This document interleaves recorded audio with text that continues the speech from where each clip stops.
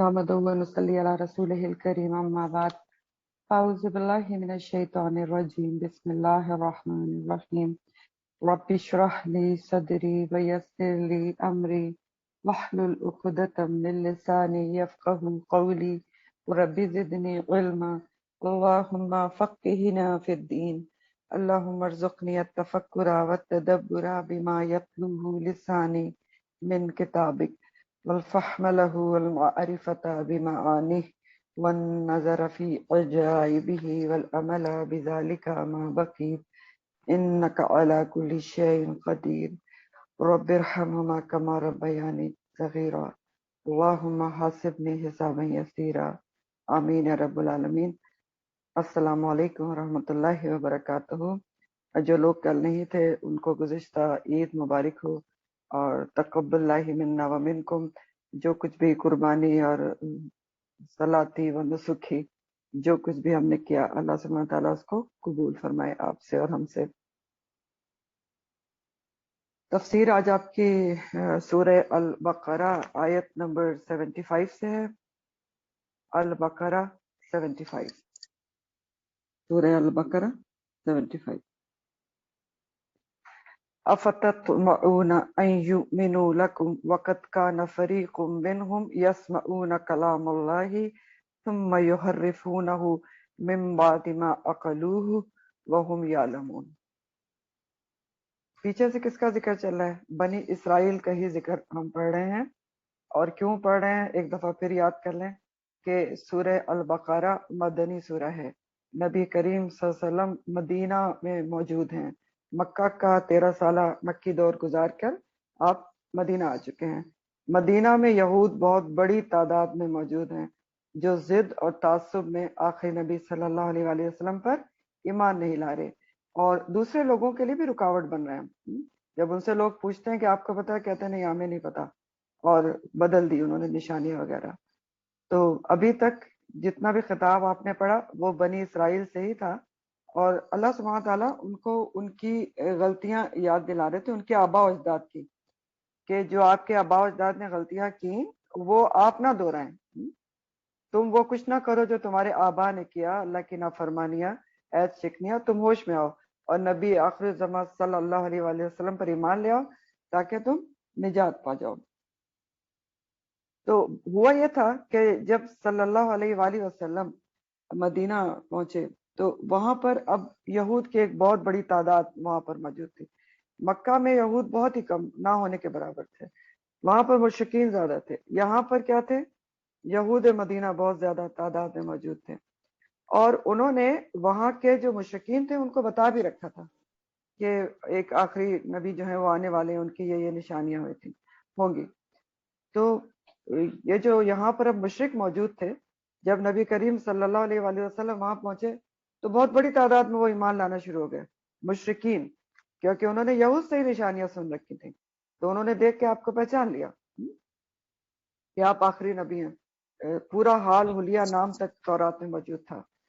لیکن جب انہوں نے یہ دیکھا کہ ہم تو ایمان لا رہے ہیں انہی سے سن کر، لیکن خود یہ ایمان اس طرح سے نہیں لا رہے، یہود نہیں لا رہے تھے، بہت کم تعداد میں، اور وجوہات آپ پڑھ چکے ہیں، تو ان کو تھوڑی وہ پریشانی میں پڑ گئے۔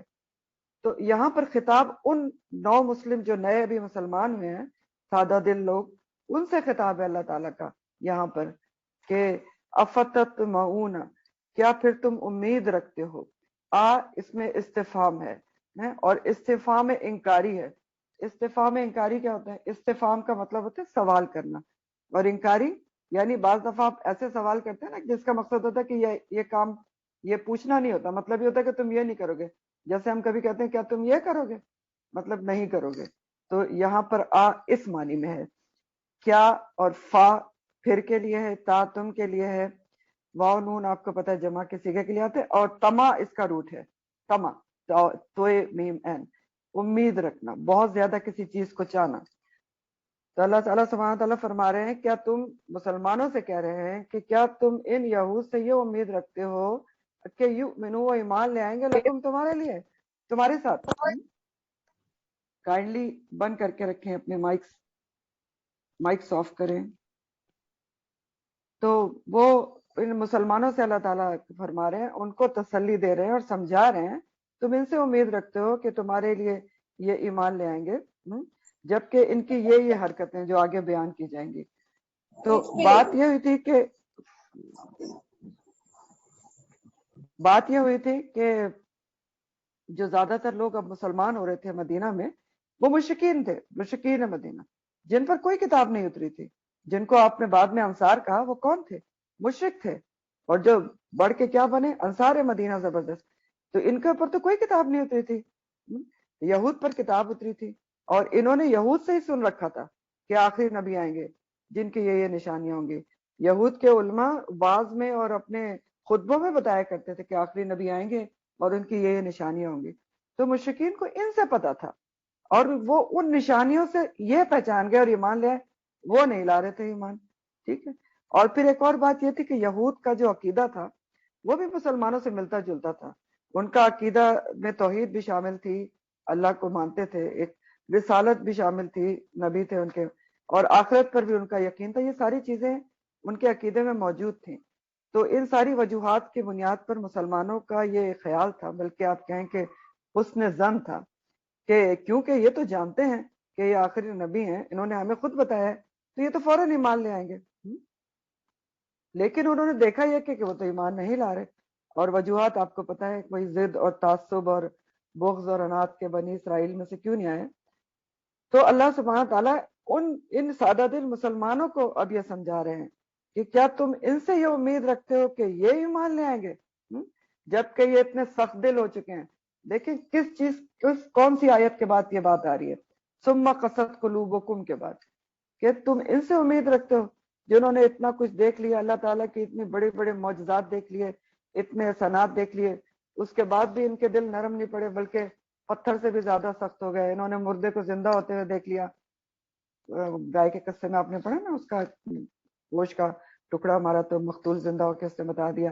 انہوں نے سمندر پھٹتے دیکھ لیا، انہوں نے بادلوں کا سایہ منو سلوا دیکھ لیا، انہوں نے جو ہے پتھروں سے چشمے ابلتے دیکھ لیے، لیکن پھر بھی ان پہ اثر نہیں ہوا۔ تو تم ان سے یہ امید رکھتے ہو کہ یہ حق دیکھ کے فوراً پہچان لیں گے اور ایمان لے آئیں گے؟ انہوں نے تو حق بہت دفعہ دیکھا ہے، تو کیوں تم ان سے یہ امید رکھتے ہو؟ ان کی تو حرکتیں اور ہیں، اور حرکتیں کیا ہیں وہ آگے اللہ سبحانہ تعالیٰ بیان کر رہے ہیں کہ دیکھو وقت کان فریق منہم، البتہ اور تحقیق ہے ایک گروہ منہم، ان میں سے، کن میں سے؟ یہ یہود مدینہ میں سے، یسمعون، وہ سنتے ہیں کلام اللہ، اللہ کے کلام کو، پھر کیا کرتے ہیں؟ ثم یحرفونہ، پھر وہ تحریف کر ڈالتے ہیں اس میں، من بعد ما عقلوہ، اس کے بعد بھی جو انہوں نے سمجھ لیا ہے اس کو، وہم یعلمون، اور وہ جانتے ہیں۔ یہ اللہ تعالیٰ ان تسلی کے لیے ان کی حرکتیں ہائی لائٹ کر رہے ہیں کہ جن کی یہ حرکتیں، ان سے آپ یہ کیوں امید رکھتے ہیں مسلمانوں کہ وہ فوراً ہی حق کو دیکھتے ہی پہچان کر ایمان لائیں گے؟ انہوں نے تو حق بہت دفعہ دیکھا ہے، لیکن وہ پھر بھی یہ کچھ کرتے رہے۔ تو یہاں پر کیا کہا جا رہا ہے؟ تو دراصل یہ جو جس گروہ کا ذکر کیا جا رہا ہے نا کہ وقت کان فریق منہم، یہ کون سا گروہ ہے یہود کا؟ علماء یہود کی بات ہو رہی ہے۔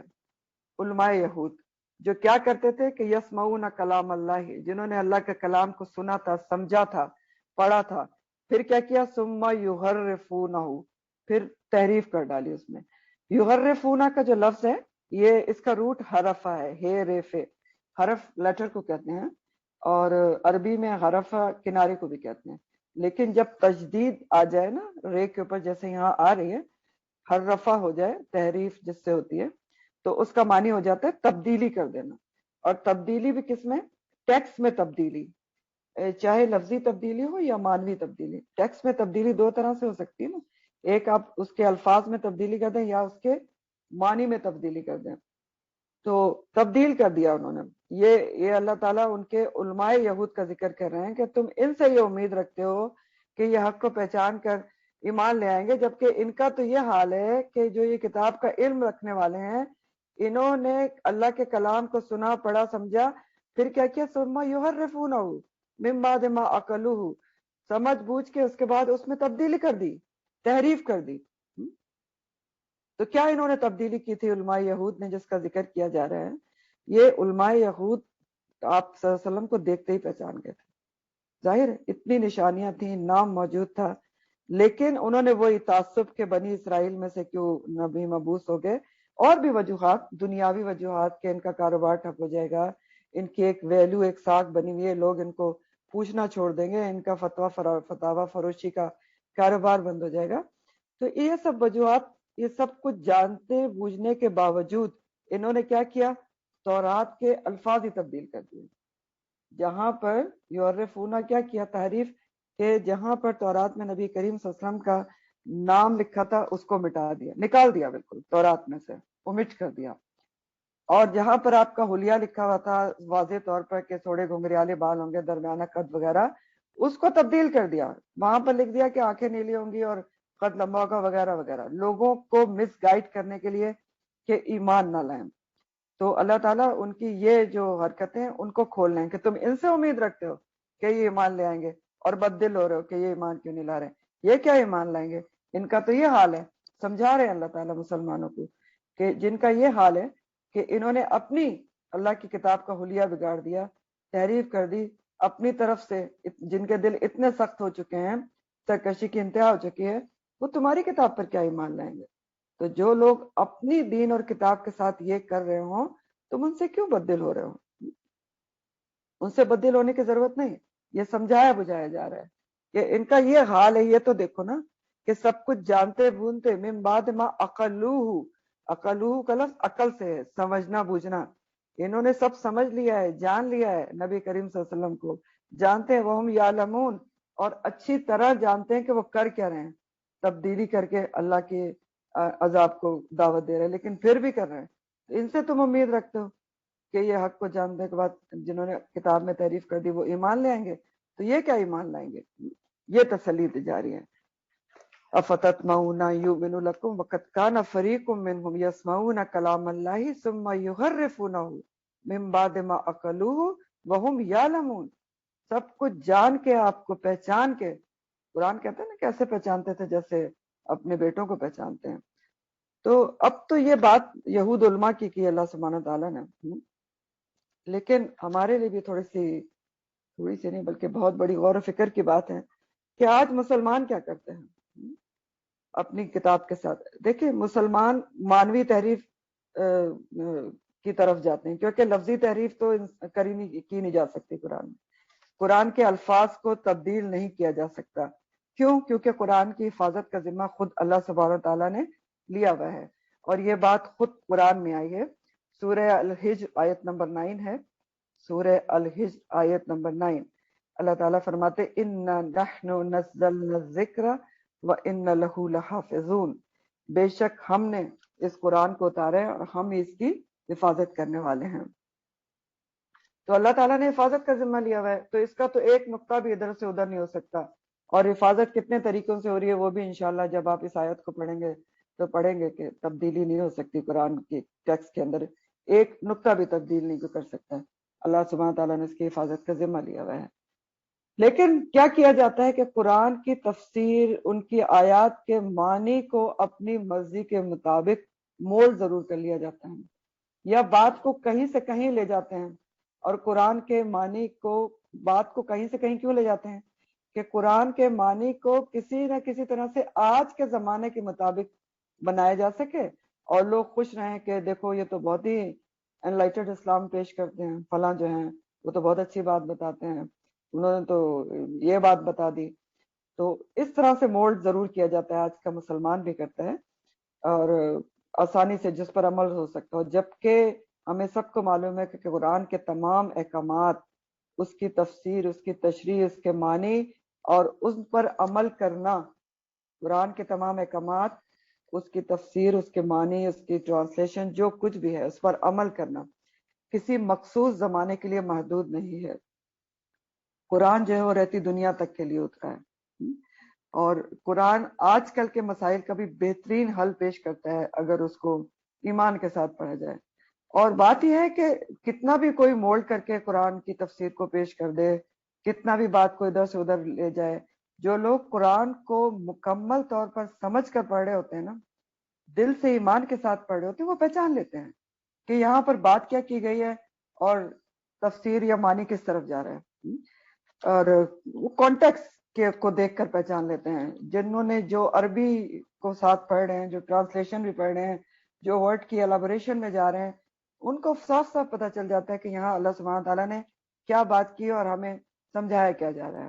بالکل اسی طرح دیکھیں جیسے بہت سارے لوگوں کو یہ شعور ہوتا ہے کہ وہ برانڈ میں اور اس کی نقل میں، ریپلیکا میں بہت جلدی پہچان کر لیتے ہیں. تو اسی طرح قرآن کا معاملہ ہے. جو لوگ توجہ سے پڑھتے ہیں، جو عربی کو بھی سمجھتے ہیں، ٹرانسلیشن بھی سمجھ رہے ہوتے ہیں، جو اس کی لفظ ایلابوریشن سمجھ رہے ہوتے ہیں، تو ان کو فوراً سمجھ میں آ جاتا ہے کہ یہ یہاں پر اللہ سبحانہ تعالیٰ نے کیا بات کی اور بات کس طرف جا رہی ہے.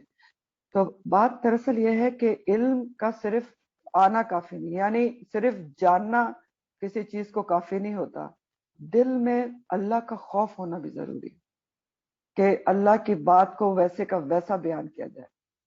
اللہ کا خوف دل میں.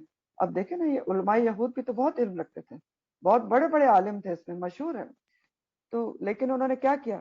خوف خدا دل میں نہیں تھا نا، تو انہوں نے اللہ کی کتاب کو بدل دیا.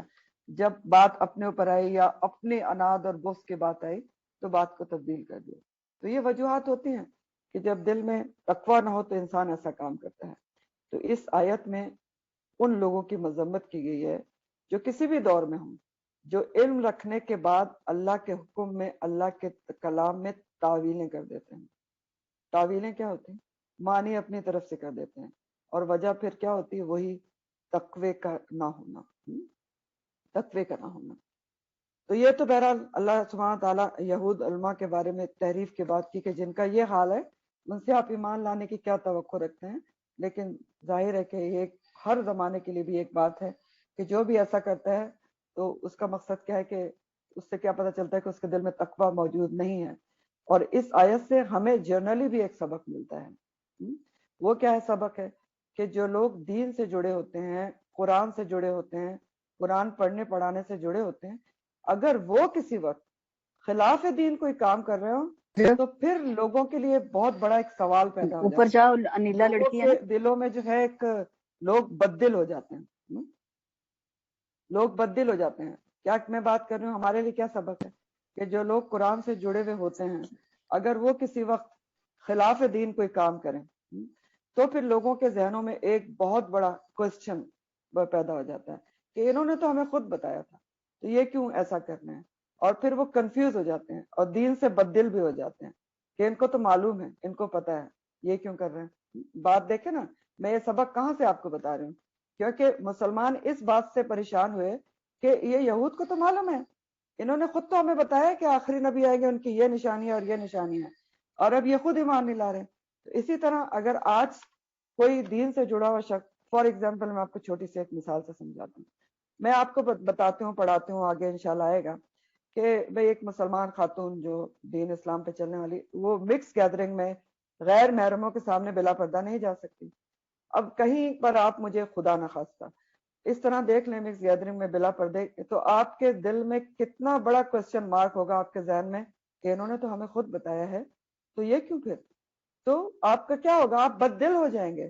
آپ کا جو دھیان ہے وہ میری بات سننے میں لگے گا ہی نہیں. آپ کہیں گے یہ کیسے، انہوں نے تو خود بتایا تھا. تو جو دین سے جڑے لوگ ہوتے ہیں نا، وہ دین کے سفیر ہوتے ہیں. قرآن سے جڑے لوگ جو ہوتے ہیں وہ قرآن والے ہوتے ہیں. ان کو بہت زیادہ احتیاط کی ضرورت ہوتی ہے، قرآن کی خاطر بھی، دین کی خاطر بھی، کہ لوگ پھر بددل ہو جاتے ہیں. تو یہ ہمارے لیے بھی یہاں پر بہت بڑا سبق ہے کہ قرآن سے جڑے لوگوں کو پھر بہت احتیاط کی ضرورت ہوتی ہے، قرآن کی خاطر، دین کی خاطر، اللہ کی خاطر، کہ وہ اپنے طرز عمل کا ایک ایک قدم پر خیال رکھیں. سفیر ہوتے ہیں. پھر اللہ تعالیٰ فرماتے ہیں آگے کہ وَإِذَا لَقُوا الَّذِينَ، اور جب وہ ملاقات کرتے ہیں، آمنو، ان لوگوں سے جو ایمان لائے، تو قالو، وہ کہتے ہیں آمنا، کہ ہم بھی ایمان لائیں. وَإِذَا خَلَا، اور جب وہ علیحدہ ہوتے ہیں، بَعْضُهُمْ إِلَىٰ بَعْضٍ، بعض ان کے بعض کی طرف، قالو، تو وہ کہتے ہیں أَتُحَدِّثُونَهُمْ، کیا تم ان کو باتیں بتاتے ہو؟ وہ باتیں جو فتح اللہ، کھول دی ہے ہم پر اللہ سبحانہ تعالیٰ، جو کھول دی ہیں اللہ نے تمہارے اوپر، ان کو وہ باتیں جا کر بتاتے ہو جو اللہ تعالیٰ نے تم کو بتا دی ہیں. تو اب یہ کیا بات کی جا رہی ہے یہ ایک اور گروہ کا اللہ تعالیٰ ذکر کر رہے ہیں، یہود کے ہی، جو منافق تھا. تو یہود میں بھی منافقت موجود تھی، اور آپ پیچھے بالکل ایسے ہی آیت منافقین کے بارے میں پڑھ چکے ہیں. وَإِذَا لَقُوا الَّذِينَ قَالُوا آمَنَّا وَإِذَا خَلَا پڑھ چکے ہیں. تو یہاں پر یہود کا ایک اور گروہ کا ذکر ہو رہا ہے جن میں منافقت پائی جاتی تھی. یہود تھے لیکن انہوں نے منافقانہ طور پر اوپری اسلام قبول کر لیا تھا، دنیاوی مفادات کی خاطر، مال غنیمت کے حصول کے لیے، مسلمانوں کے غلبے کے ڈر سے ظاہری اسلام قبول کیا تھا.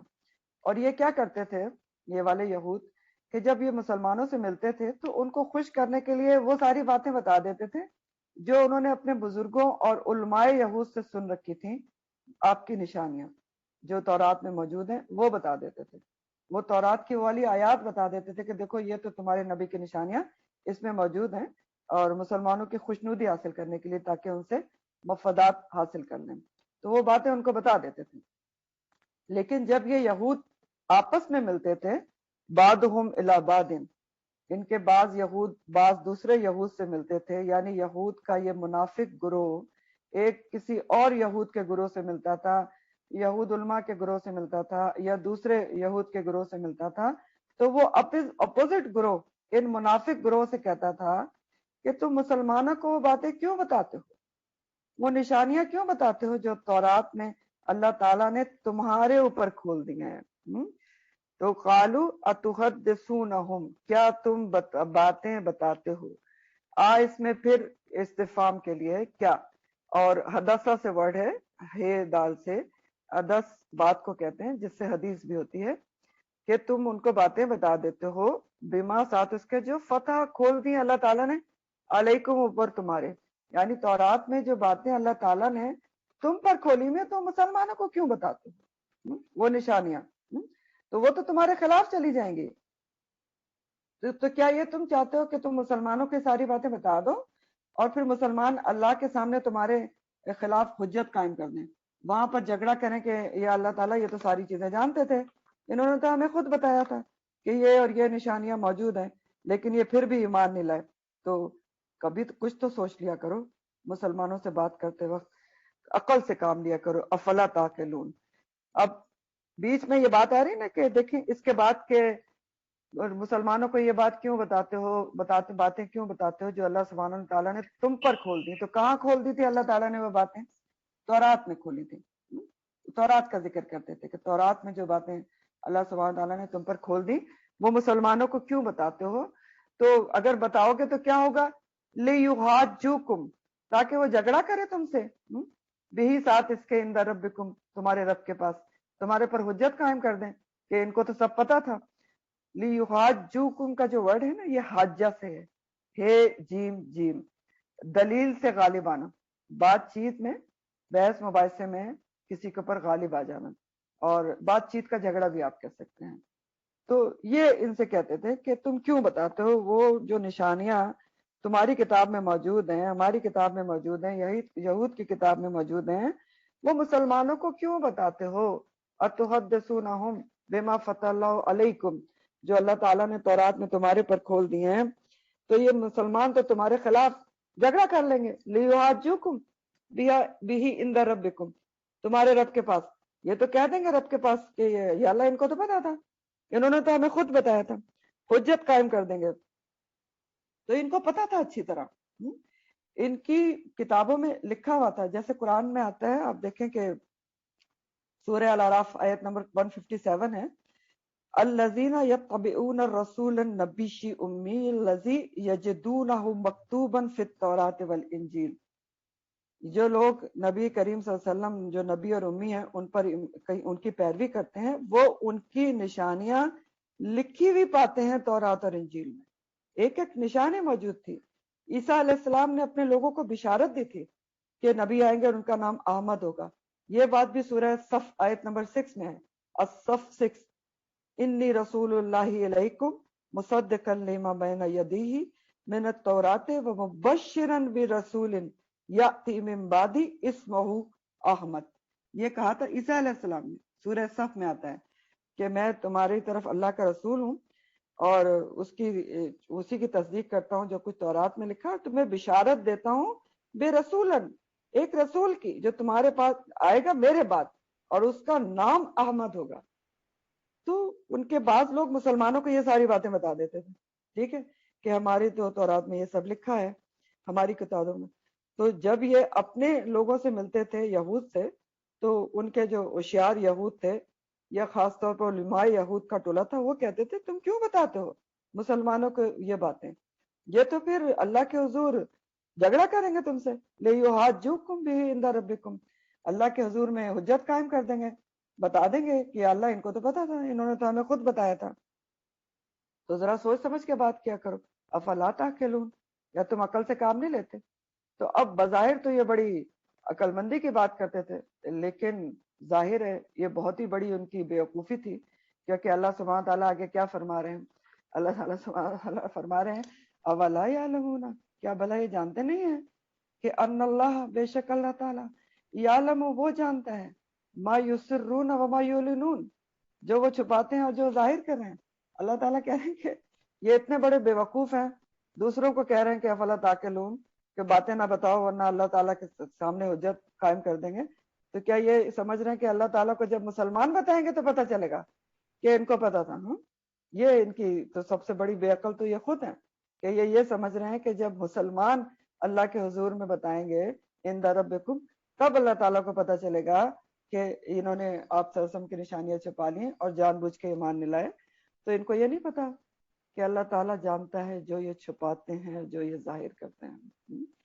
یسرون کا ورڈ سر سے ہے، سر، سین رے رے، کسی بات کو دل میں چھپانا، اور یعلنون کا لفظ اعلان سے ہے، علن، عین لام نون، ظاہراً بات کرنا۔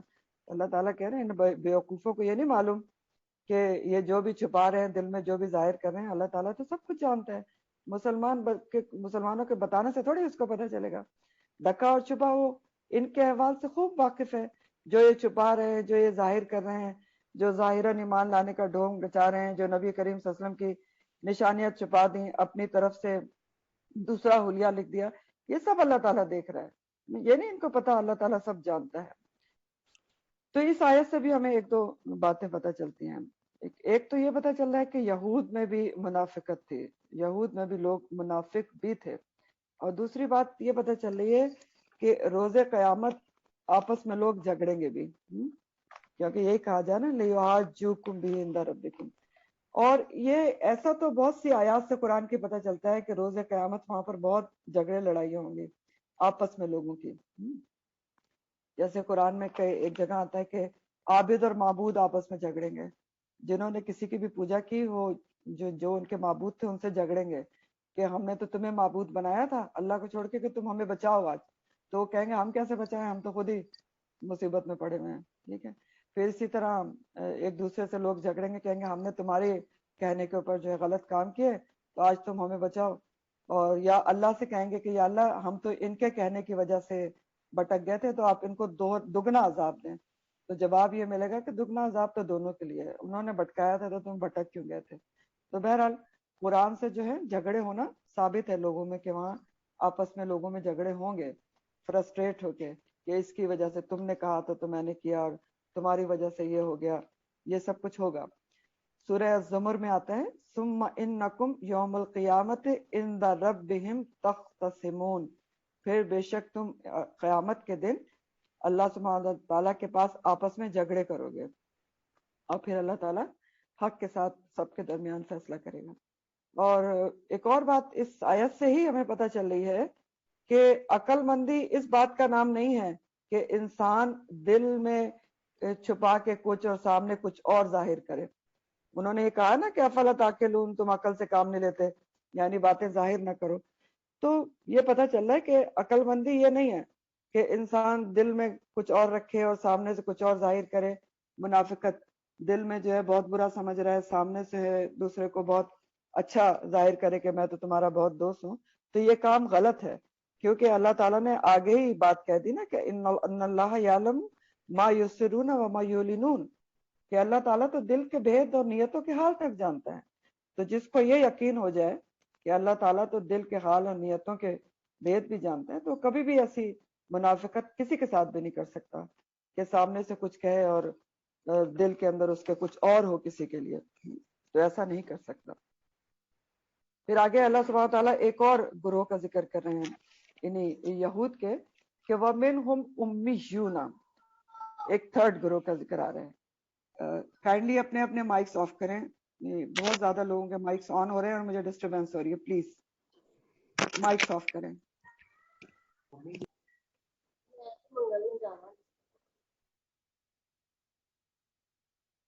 تو بہرحال ہم کیا بات کر رہے تھے؟ ہاں، ایک اور تھرڈ گروہ کا ذکر ہو رہا ہے کہ وَمِنْهُمْ أُمِّيُّونَ، وَمِنْهُمْ کیا ہے؟ کن میں سے؟ یعنی ان یہود میں سے ایک اور گروہ ہے۔ وَمِنْهُمْ سے مراد یہود ہیں، کہ ان یہود میں سے ایک اور گروہ ہے، وہ کیا ہیں؟ امیون ہیں، ان پڑھ ہیں۔ یہود کی ڈیفرنٹ کیٹیگریز اللہ تعالیٰ کھول کے سامنے لا رہے ہیں۔ ایک گروہ علماء یہود کا بتایا جو کتاب میں تبدیلی کر رہا تھا، یحرفون کلام اللہ، ٹھیک ہے۔ دوسرا آپ نے منافقین کا پڑھا کہ سامنے کچھ اور کہتا تھا ادھر کچھ اور۔ تیسرا اب یہ ان پڑھ ہیں، امیون ہیں، تیسرے گروہ کا ذکر ہو رہا ہے کہ ومنہم، یہود میں سے کچھ لوگ کیا ہیں؟ امی ہیں، ان پڑھ ہیں۔ اور امیون کا لفظ امی کی جمع ہے، اور امی کا ورڈ سے ہے، اور کس کو کہتے ہیں؟ عربی میں ماں کو کہتے ہیں۔ تو امی عرب میں اس کو کہا جاتا تھا جس کے علم کا سورس صرف ماں ہو، یعنی جو کچھ ماں نے بتایا ہو وہی اس کو پتا ہو، لکھنا پڑھنا نہ جانتا ہو، اور پھر اگر ماں بھی نہ کچھ بتائے تو بالکل ہی ان پڑھ۔ تو امی نبی کریم صلی اللہ علیہ وسلم کے لیے بھی آتا ہے نا، کیونکہ آپ کو بھی لکھنا پڑھنا نہیں آتا تھا۔ تو امی کے بارے میں سورہ النحل آیت نمبر 78 کا ریفرنس آپ لکھ لیں، سورہ النحل 78۔ نحل 78 میں اللہ تعالیٰ فرماتے ہیں واللہ اخرجکم من بطون امہاتکم لا تعلمون شیئا، اللہ سبحانہ تعالیٰ نے تمہاری ماؤں کے پیٹ سے تمہیں اس حال میں نکالا کہ تم کچھ بھی نہیں جانتے تھے۔ وَجَعَلَ لَكُمُ السَّمْعَ وَالْأَبْصَارَ وَالْأَفْئِدَةَ لَعَلَّكُمْ تَشْكُرُونَ، پھر اس نے تمہارے لیے سماعت اور بصارت، آنکھ، کان اور دل بنائے، لعلکم تشکرون، تاکہ تم شکر ادا کرو، یعنی یہ چیزیں دیں، اس کے ساتھ عقل و شعور دیا تاکہ تم جانو، سیکھو، دیکھو اللہ کو پہچانو اور پھر اس کا شکر ادا کرو۔ تو بہرحال ایک تیسرے گروہ کا ذکر ہے کہ ومنہم، ان میں سے ایک گروہ ایسا بھی ہے یہود میں سے، ایک تو علماء یہود ہے جو مس گائیڈ کر رہے تھے، دوسرے منافق تھے، تیسرے کیا ہیں؟ امی ہیں، ان پڑھ لوگ ہیں۔ تو یہ یہود کے عوام الناس کا حال بیان کیا جا رہا ہے، جنرل پبلک کا، کہ ایسے بھی ان میں ہیں جو بالکل ہی ان پڑھ ہیں، یہود کے عوام الناس امیون ہیں، لا یعلمون الکتاب، وہ کتاب کو نہیں جانتے۔ کون سی کتاب کو؟ الکتاب، اللہ کی کتاب، ال خاص کے لیے لگتا ہے نا پراپر نام۔ تو ایک تھرڈ گروہ ہے ان میں سے جو امیون، ان پڑھ ہیں، لا یعلمون الکتاب، وہ کتاب کو نہیں جانتے۔ اب یہاں پر ایک بات غور طلب بھی ہے ہمارے لیے کہ اللہ تعالیٰ کے نزدیک جو الکتاب کا علم نہیں رکھتا، اللہ تعالیٰ سبحانہ تعالیٰ اس کو امی کہہ رہے ہیں، ان پڑھ کہہ رہے ہیں۔ دیکھیں نا کس کو ان پڑھ کہا جا رہا ہے؟ امیون لا یعلمون الکتاب، جو کتاب کا علم نہیں رکھتا اللہ کی، اس کو اللہ تعالیٰ امی کہہ رہے ہیں کہ وہ ان پڑھ ہے، چاہے دنیاوی طور پر اس نے پی ایچ ڈی کیوں نہ کیا ہو، بہت زیادہ کیوں نہ ڈگریاں لی ہوں، لیکن اللہ کے نزدیک جو اللہ کی کتاب کا علم نہیں رکھتا وہ کیا ہے؟ امی ہے۔ یہ یہاں سے پتہ چل رہا ہے۔ تو بہرحال ایک گروہ علماء یہود کا جو اپنی منمانی کر رہے تھے، جو چاہتے تھے وہ کتاب میں تحریف کر دیتے تھے، چینج کر دیتے تھے، جو چاہتے تھے وہ معنی نکال کے عوام کو بتا دیتے تھے، اور عوام مانتے تھے۔ کیوں؟ کیونکہ عوام کا یہ حال تھا، ان پڑھ تھے، امیون تھے، لا یعلمون الکتاب، کتاب کا علم ہی نہیں تھا، علم نہیں تھا، نہ جاننے کی کوشش کرتے تھے، نہ ٹائم تھا ان کے پاس کتاب کو جانے۔ تو جو علماء بتا دیتے تھے اس پہ یقین کر لیتے تھے۔ تو اب ان عوام الناس کا دین کس بنیاد پر تھا؟ یہ اللہ تعالیٰ آگے بتا رہے ہیں کہ جب وہ کتاب کا علم ہی نہیں رکھتے تھے، جو ان سے کہہ دیا جاتا تھا وہ سن لیتے تھے اور اس پر یقین کر لیتے تھے، اور علماء کا یہ حال تھا، تو پھر ان کا دین کس بنیاد پر تھا؟ الا امانیہ، سوائے خواہشات کے، وَإِنْهُمْ، اور نہیں ہیں وہ، الا مگر، یظنون، گمان کرتے تھے۔ یعنی پھر ان کا عوام الناس کا دین صرف خواہشات اور زن اور گمان کے اوپر تھا، سنی سنائی باتوں پر۔ امانی کا لفظ یہاں پر آیا ہے جو بہت غور طلب ہے. امانیہ، اس کا روٹ میم نون یا ہے، ٹھیک ہے، اور امنیتن کی جمع ہے، امنیتن کی جمع ہے، امنیتن. امنیتن کہتے ہیں جھوٹی خواہشات کو. جھوٹی خواہشات جو بیکار کی توقعات جس کی قرآن اور حدیث سے کوئی دلیل نہ ملتی ہو. امانی کیا ہوتی ہیں؟ جھوٹی خواہشات جن کی اللہ کی کتاب سے کوئی دلیل نہ ملتی ہو. تو اللہ سبحانہ تعالیٰ عوام کا یہ حال بیان کر رہے ہیں کہ خود تو وہ کتاب پڑھتے نہیں تھے، امی تھے، لا یعلمون الکتاب. تو دین ان کا کس کے اوپر تھا؟ ایک وشفل تھنکنگ کے اوپر تھا. امانی کا انگلش میں معنی ہوتا ہے وشفل تھنکنگ، اپنی طرف سے وشفل تھنکنگ. اور انہم اللہ یظنون، زن اور گمان پہ تھا.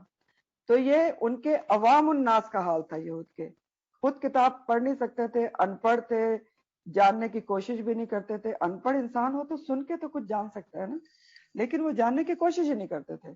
تو انہیں یہ بھی معلوم نہیں تھا کہ وہ کون سے دین کے اصول ہیں، وہ کون سے احکامات ہیں، وہ کون سے اعمال ہیں جن کے اوپر آخرت کی نجات کا دار و مدار ہے.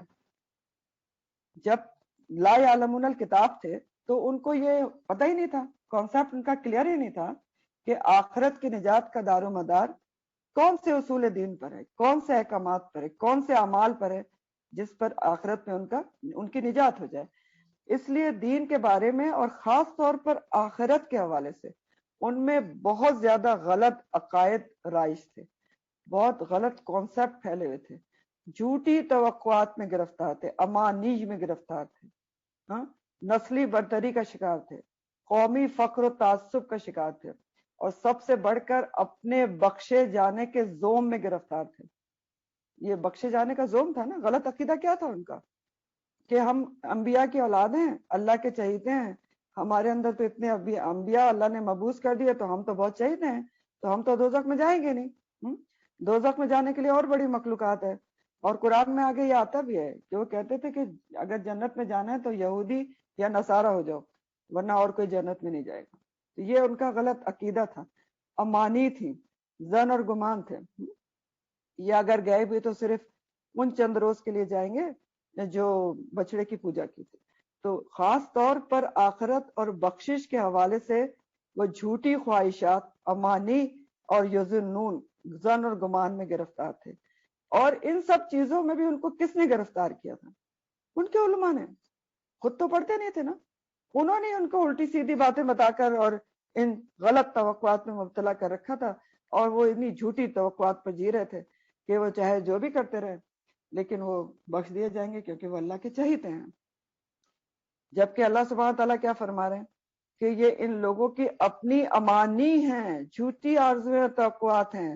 اور انہم اللہ یظنون، اور ان کے اپنے ظن اور گمان ہیں.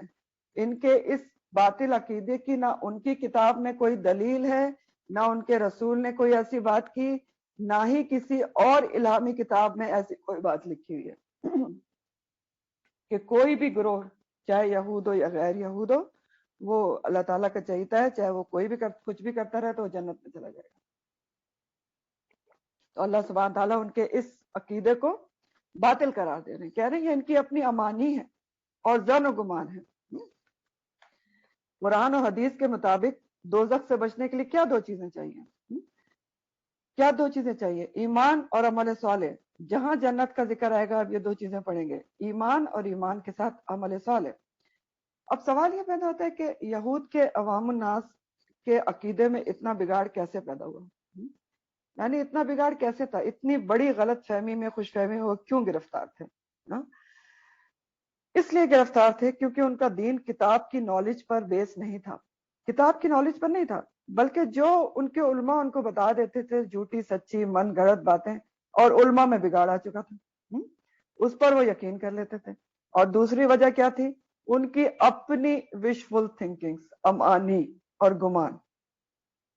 تو کوئی سالڈ دین کا بیس تھا ہی نہیں، کوئی کتاب اور حدیث کے اوپر ان کا دین بیس نہیں کر رہا تھا، ان دو چیزوں پر بیس کر رہا تھا. کیا؟ جو بھی کوئی سو کالڈ عالم ان کو بتا دے، اور دوسرا اپنی وشفل تھنکنگ.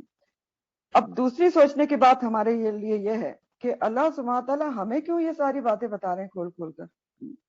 ہمیں بتائی جا رہی ہے نا یہ سارے ان کے گروہوں کا ذکر. تو کیوں ہمیں کیوں بتایا جا رہا ہے یہ ساری باتیں؟ ہمیں اس لیے بتائی جا رہی ہیں کہ دکھ اور افسوس کے ساتھ آج مسلمانوں کا بھی تقریباً یہی حال ہے. کچھ اسی قسم کے گروہ ہیں. آپ دیکھیں ایک طبقہ علماء کا ہے جن میں بے شک بہت سارے علم والے اور عمل والے سچے عالم ہیں, بہت اچھے طریقے سے لوگوں کو سمجھاتے ہیں, لیکن ان میں بھی کچھ ایسے ہیں عالموں میں بھی جو ان کا دل چاہتا ہے وہ معنی اٹھا کے قرآن کے بتا دیتے ہیں, میڈیا پہ بیٹھ کے بتا دیتے ہیں, اور لوگ عوام الناس کنفیوز ہو جاتی ہے. میں اپنی آنکھوں سے سن چکی ہوں, ایک عالم نے ایک ٹی وی پہ بیٹھ کے بتا دیا کہ سو کالڈ ہی کہوں گے میں ان کو, کہ دوپٹہ کدھر قرآن میں لکھا ہوا ہے کہ خواتین دوپٹہ اوڑھیں. آپ کو میں حدیث ابھی آپ کو قرآن کی آیت سورہ نور کی بھیجوں گی, کلیئر کٹ اس میں دوپٹہ صرف نہیں پورا دوپٹہ اوڑھنے کا طریقہ تک لکھا ہوا ہے کہ کیسا اوڑھنا چاہیے. تو یہ ایسے ہمارا بھی یہی حال ہے آج, اس لیے اللہ تعالیٰ ہمیں بتا رہے ہیں. ایسے عالم ہمارے سو کالڈ موجود ہیں آج ہمارے درمیان جو اپنی طرف سے اللہ کے کلام میں کی معنی میں تعویل کر لیتے ہیں, انلائٹڈ کر کے اسلام کو پیش کر دیتے ہیں اور بہت پاپولر ہو جاتے ہیں کہ جی وہ فلانے عالم تو بہت ہی اچھے ہیں, بہت سخت باتیں نہیں بتاتے, بڑے موڈسٹ ہیں, انلائٹڈ اسلام پیش کرتے ہیں. اور پھر اسی طرح دوسرا گروہ ہمارے عوام الناس کا بھی ہے, بہت بڑا گروہ ہے, جو خود پڑھتے نہیں, تحقیق نہیں کرتے, جانتے نہیں ہیں, ٹائم ہی نہیں ہے, یا علم ان پڑھ ہیں, جاہل ہیں, پڑھنا ہی نہیں آتا, سننا بھی نہیں چاہتے, یا پڑھ لکھ کر بھی دنیاوی طور پر پڑھے لکھے ہیں تو ٹائم نہیں ہے, تحقیق نہیں کرتے, جانتے نہیں, جو کسی سے سن لیا, جو جس نے بتا دیا, کسی بھی جھوٹے سچے عالم نے, اس پر یقین کر لیتے ہیں. چھوٹی چھوٹی باتوں کے لیے لوگ علماء کے پاس جاتے ہیں کیونکہ پتہ کچھ نہیں خود بھی. تو ایک بڑا طبقہ آج ہمارے پاس بھی ایسا ہے جو امیون ہے, لا یعلمون الکتاب, کتاب کے بارے میں نہیں جانتا. بڑا طبقہ ہے جن کو کتاب کا پتہ نہیں اور کبھی جاننے کی کوشش بھی نہیں کرتا, جو جس نے بتا دیا اس پر یقین کر لیا. تو یہاں ان سب باتوں کی اللہ سبحانہ تعالیٰ مذمت کر رہے ہیں. ٹھیک ہے, دیکھیں نا یہ کیوں اللہ تعالیٰ بتا رہے ہیں, کنڈیم کیا جا رہا ہے کہ ان میں اس طرح کے لوگ تھے تو تم میں یہ سب چیزیں نہیں ہونا چاہیے. دین, بنیادی دین جاننا ہر کسی کے لیے ضروری ہے, یہ سمجھایا جا رہا ہے. بنیادی دین کے احکامات, اخروی نجات کا عقیدہ صحیح کرنا, یہ ہر کسی کے لیے ضروری ہے. جو لوگ پڑھے لکھے ہیں ان کی ذمہ داری ہے کہ انہیں بتائیں جو ان پڑھ ہیں, امی ہیں, تاکہ وہ جھوٹی توقعات پر نہ جائیں. کیونکہ آج ہمارے مسلمانوں کا بھی ایک بہت بڑا طبقہ آپ آس پاس دیکھیں نا, جھوٹی خواہشات پر جی رہا ہے, امانی پر جی رہا ہے کہ یہ ایک کام کر لیا تو جنت مل جائے گی, فلاں ایک کام ایک کر لیا تو جنت میں چلے جائیں گے, فلاں بزرگ کے ہاتھ پر بیعت کر لی تو آپ بس وہ بزرگ آپ کو جنت میں لے جائیں گے. یہ چیز میں نے ابھی ریسنٹلی اپنے ہسبینڈ کے گاؤں میں خود فیس کی ہے, اور پتہ نہیں کتنی جگہ پہ یہ چیز ہوگی کہ لوگوں کا یہ عقیدہ ہے کہ ایک پیر مرشد پکڑ لو, اور وہ پیر مرشد کو بھی میں نے دیکھا جو نماز کے ٹائم پر اسموکنگ کر رہے تھے کھڑے ہو کے, اپنی آنکھوں سے دیکھا میں نے, نماز کا ان کو خیال نہیں تھا. اس کے اوپر ان صاحب نے بحث کی کہ میرے سامنے میرے ہسبینڈ سے کہ پیر و مرشد کا دامن پکڑنا بہت ضروری ہے کیونکہ یہی تو ہمیں جنت میں لے کے جائیں گے, ساڑھے تو اعمال اس قابل ہیں نہیں تو انہاں دا ہی دامن پھڑ کے ایسا جانا ہے. یہ عقیدہ تو یہ کیا ہے, امانی ہے, وَإِنْهُمْ إِلَّا يَظُنُّونَ. ہماری ذمہ داری ہے کہ ہم بتائیں کہ اپنے اپنے اعمال کا کام آئیں گے. تو ہمارے عوام الناس بھی بہت بڑی امانی میں گرفتار ہیں کہ فلاں کا دامن اور فلاں کی بیعت اور فلاں مرشد اور فلاں کی سفارش, چاہے زندگی میں کبھی نماز نہیں پڑھی ہو. جن صاحب کا ذکر کر رہی ہوں وہ بھی کبھی نماز نہیں پڑھتے, جنہوں نے پیر مرشد بنائے ہوئے سمجھتے ہیں ان کا دامن پکڑ کے چلے جائیں گے. اور روزہ بھی اپنی مرضی سے رکھتے ہیں, کبھی ایک دن جمعہ کا رکھ لیا, کبھی جمعرات کا رکھ لیا, رمضان کے روزوں کی بات کر رہے ہیں. تو بہت غور طلب بات ہے کہ پڑھے لکھے لوگوں کو اس طرف دھیان کرنا چاہیے, اپنی میٹس کو, اپنے جو بھی آپ کے پاس کام کرنے والے ہیں ان کو تھوڑا بہت ٹائم نکال کے بتائیں, ان کو امانیش سے نکالیں, ان کو دین کا بیسک کانسیپٹ دیں. یہ ہماری ذمہ داری ہے, ہمیں کرنا ہی چاہیے یہ بات, یہ سارے کام. اچھا ایک اور بہت مزے کی اور غور طلب ہے کہ یہ عوامی طبقہ جو امی ہے, جو نہیں پڑھا لکھا ہے, یہ دین اسلام کے بارے میں تو بے شک کچھ نہیں جانتا، دوسروں کے کہنے سننے پہ چلتا ہے، لیکن دنیا کے معاملے میں بہت سمجھ بوجھ رکھتا ہے یہ بھی۔ اب آپ کسی کو جاب دے رہے ہو تو وہ ضرور پوچھے گا کہ تنخواہ کتنی ہے اور چھٹیاں کتنی ہوں گی، اور اس کو یہ بھی پتا ہوتا ہے کہ جی جب بجٹ آتا ہے تو اس کے بعد تنخواہ کو بڑھانا چاہیے۔ تو یہ ساری چیزیں دنیاوی طور پہ پتا ہوتی ہیں۔ اسی طرح بزنس مین جو بالکل ہی اگر ان پڑھ امی ہو، بزنس کر رہا ہے، لیکن اس کو یہ سب پتا ہوگا کہ بزنس میں کون سے حربے ہیں، کون سی دو نمبریاں ہیں جو بزنس آگے چلی جائے گی۔ لیکن افسوس کے ساتھ آخرت کے معاملے میں کیا ہے؟ اندھا دھن ہے، اندھا دھن ہے۔ جو جس نے بتا دیا اس پہ چل پڑے، اور جو جانتے ہیں ان کے پاس ٹائم نہیں کہ بتائیں۔ تو بات یہ ہے کہ جو لا یعلمون الکتاب نہیں ہوتا نا، کتاب کا جو علم رکھتا ہے، وہ جس کا دین تھوڑا بہت بھی کتاب پر بیسڈ ہوتا ہے، وہ جان لیتا ہے کہ نجات پانے کے لیے دو چیزیں لازم ہیں، شعوری ایمان اور عمل صالح۔ ایسا ایمان لانا جو عمل میں ڈھل جائے۔ اگر یہ دونوں نہیں ہے تو پھر جنت میں جانے کی کسی کی بھی خواہش کیا ہے؟ امانی ہے۔ اگر شعوری ایمان نہیں ہے اور ایمان کے ساتھ عمل صالح نہیں ہے۔ عمل صالح کیا ہوتے ہیں؟ خالص نیت اللہ کے لیے، رسول کے طریقے پر صلی اللہ علیہ وسلم، اور شرک اور بدعات سے پاک، ریاکاری سے پاک۔ تو اگر یہ دو چیزیں نہیں ہیں، ایمان اور عمل صالح، تو جو بھی کتاب کا تھوڑا سا بھی علم رکھتا ہے اس کو یہ بات پتہ ہے کہ پھر جنت میں جانے کی اس کی خواہش کیا ہے؟ امانی ہے۔ اور پھر ہمارے جو عوام الناس ہیں، اس میں ایک اور عام خیال ہے جو رائج ہے، وہ کیا ہے کہ شاید کتاب کو پڑھنا پڑھانا جو ہے صرف چند مخصوص لوگوں کا کام ہے۔ تو یہاں اس کی بھی نفی کی جا رہی ہے۔ اللہ تعالیٰ یہاں اس کو بھی نیگیٹ کر رہے ہیں نا۔ دیکھیں اللہ تعالیٰ کیا ایکسپلین کر رہے ہیں کہ ان کے یہود میں اوپر سے نیچے تک بگاڑ تھا، علماء بگڑے ہوئے تھے، عوام پڑھتے نہیں تھے۔ تو اس کو کنڈیم کیا جا رہا ہے نا کہ بیسک کانسیپٹ ہر کسی کو پتا ہونا چاہیے، جس کو پتا ہے وہ امی کو دے، کیونکہ قرآن کیا کہتا ہے؟ قرآن کیا ہے؟ ہدل للناس ہے، ہدایت ہے للناس، تمام لوگوں کے لیے۔ تو اس میں کوئی مخصوص طبقہ تو شامل نہیں ہے۔ پھر بخاری کی جو حدیث ہے وہ کیا کہتی ہے؟ طلب العلم فریضۃ علی کل مسلم، العلم حاصل کرنا فرض ہے ہر مسلمان پر۔ ہر کسی کو اتنا علم حاصل کرنا کتاب کا کہ اس کو بیسک کانسیپٹ اس کے کلیئر ہوں، خاص طور پر جو آخرت کا عقیدہ ہے وہ اس کا کلیئر ہو۔ اتنا جاننا سمجھنا سب کے اوپر فرض ہے اور لازم ہے، فرض اور لازم ہے۔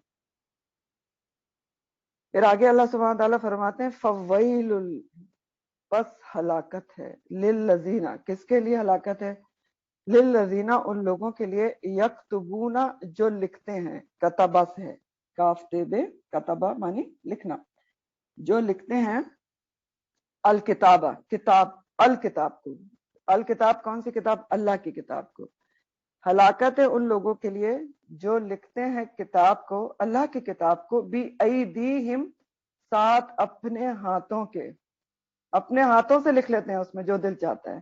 ثم، پھر یقولون، وہ کہتے ہیں کہ ھذا من عند اللہ، یہ تو اللہ کی طرف سے ہے۔ تو ایک اور گروہ کا ذکر کیا جا رہا ہے اور اس کے اوپر ہلاکت دے دی جا رہی ہے۔ یہود کے ایک چوتھے گروہ کا ذکر ہے، جو یہ گروہ بھی یہود علماء میں سے تھا، اور یہ علماء دین کے بارے میں حد سے بڑے ہوئے تھے، حد کراس کر چکے تھے، کہ یہ کیا کرتے تھے کہ اللہ کی کتاب میں تبدیلی کر کے کچھ کا کچھ اپنے ہاتھ سے لکھ دیتے تھے، اور کہہ دیتے تھے کہ یہ اللہ سبحانہ تعالیٰ نے ایسا فرمایا ہے۔ ہاتھ سے اپنے لکھ کر کہتے تھے کہ یہ اللہ تعالیٰ کا حکم ہے، کتاب میں اپنے ہاتھ سے تبدیلی کر کے کہتے تھے ھذا من عند اللہ۔ بات سمجھ گئے آپ؟ تو فویل، ویل کی ان کے لیے وعید دی جا رہی ہے، فات تو کے لیے۔ ویل کس کو کہتے ہیں؟ ویل کے معنی ہوتے ہیں خرابی، بربادی اور ہلاکت، اور دوسرا معنی ہوتا ہے کہ جہنم کی ایک وادی، جہنم کی ایک وادی ہے حدیث کے مطابق جس کا نام ویل ہے، اور جو جہنم کی تہ میں واقع ہے، اور حدیث کے مفہوم میں آتا ہے کہ اگر اس میں کسی کو پھینکا جائے تو اتنی تہ میں ہے کہ وہاں تک پہنچنے میں اس کو 40 سال کا عرصہ لگے گا، اور ایک اور حدیث میں آتا ہے کہ جو ویل کی وادی ہے اس سے جہنم خود پناہ مانگتی ہے. تو اب ہلاکت بھیجی جا رہی ہے، ویل کی وعید دی جا رہی ہے ان لوگوں کے لیے جو لکھتے ہیں الکتاب کو، اللہ کی کتاب کو اپنے ہاتھوں سے، بی ایدیہم. عید جو ایدی جو ہے نا، ید کی جمع ہے، ید ہاتھ کو کہتے ہیں. اور اپنے ہاتھوں سے لکھ کے اللہ کی کتاب میں تبدیلی کر کے کہتے یہ ہیں کہ یہ کیا ہے، من عند اللہ ہے، اللہ کی طرف سے. تو حد سے بڑے ہوئے علماء یہود کا ذکر ہے جو کیا کرتے تھے کہ انہوں نے جو تورات کی تفسیر ہوتی ہے نا، شرح تشریح جس کو کہتے ہیں، اس کے اندر بہت ساری چیزوں کو گڈمٹ کر دیا تھا. جیسے علماء کے فتاوے کو بھی اسی میں لکھ دیا تھا، گھسا دیا تھا. مفسروں کی جو مختلف معنی تھے اس کو بھی اسی میں لکھ دیا تھا. جو مختلف مفکروں کے خیالات تھے وہ بھی اسی میں انٹر کر دیے تھے. اسی طرح جو مختلف فقہا کے اجتہادات تھے، تاریخی واقعات تھے، سب کچھ اپنی کتاب میں شامل کر دیا تھا، انکلوڈ کر دیا تھا.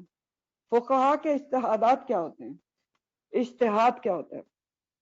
اجتہاد یہ ہوتا ہے کہ فار ایگزامپل آج کوئی ایسا مسئلہ پیش آتا ہے کہ جس کی ہمیں قرآن و حدیث سے کوئی ثبوت نہیں ملتا کہ اب اس کے اوپر کیا کریں.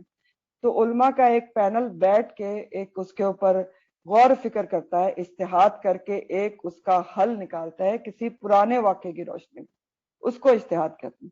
تو انہوں نے یہ ساری چیزیں گڈ مٹ کر کے اپنی کتاب میں شامل کر دی تھی، اس کو ایک عجیب ہی ملغوبہ بنا دیا تھا. یہ پیچھے آپ نے بات پڑھی تھی نا کہ اللہ تعالیٰ نے کہا تھا ان کو کہ وَلَا تَلْبِسُوا الْحَقَّ بِالْبَاطِلِ، یاد ہے، حق کو باطل کے ساتھ نہ ملاؤ. تو انہوں نے یہ سب کچھ کیا ہوا تھا کہ ایک تاریخی واقعات ہر کچھ. اب کیا ہوتا تھا کہ ایسی تبدیل شدہ تحریف شدہ کتاب سے ان کو اپنی مرضی کا فتویٰ دینے میں کوئی مشکل پیش نہیں آتی تھی.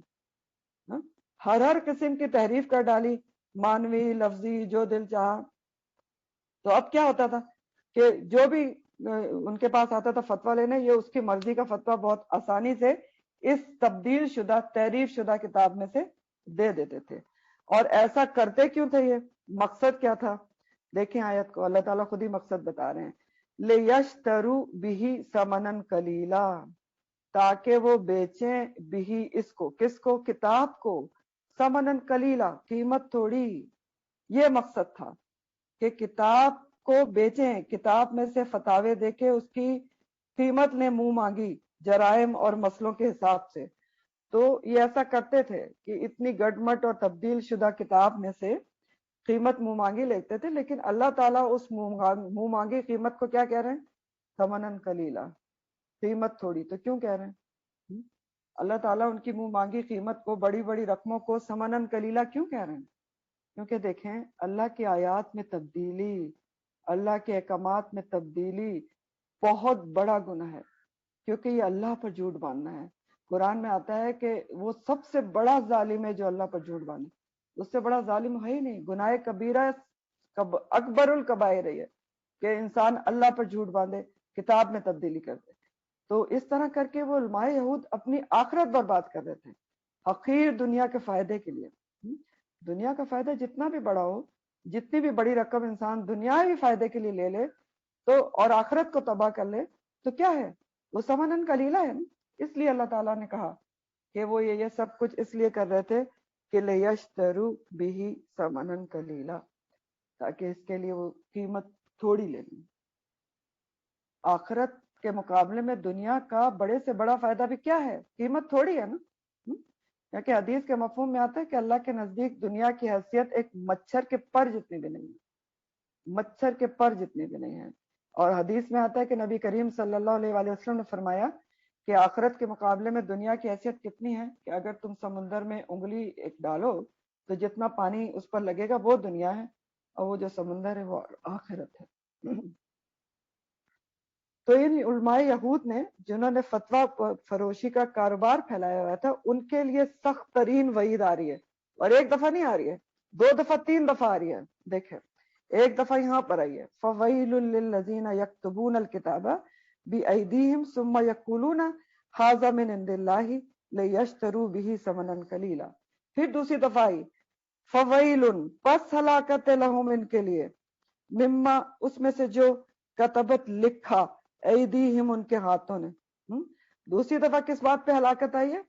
اس بات پہ کہ جو لکھا ان کے ہاتھوں نے، یعنی جو اللہ کی کتاب میں انہوں نے اپنی طرف سے لکھ لیا اور کہہ دیا اللہ کی طرف سے، اس کے اوپر ہلاکت آ رہی ہے، جو لکھا ان کے ہاتھوں نے۔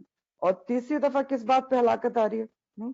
وَوَيْلٌ، اور ہلاکت ہے، جہنم کی وادی ہے، لہم ان کے لیے، مما اس میں سے جو یکسبون وہ کماتے ہیں، کمائی کرتے ہیں۔ تو الگ الگ وعید ہے، لکھنے کے اوپر بھی اللہ کی کتاب میں تبدیلی جو انہوں نے کی، جو کچھ اپنے ہاتھ سے لکھا، اور اس سے جو کمائی کی انہوں نے، اس کی وجہ سے بھی ان کے اوپر ہلاکت ہے۔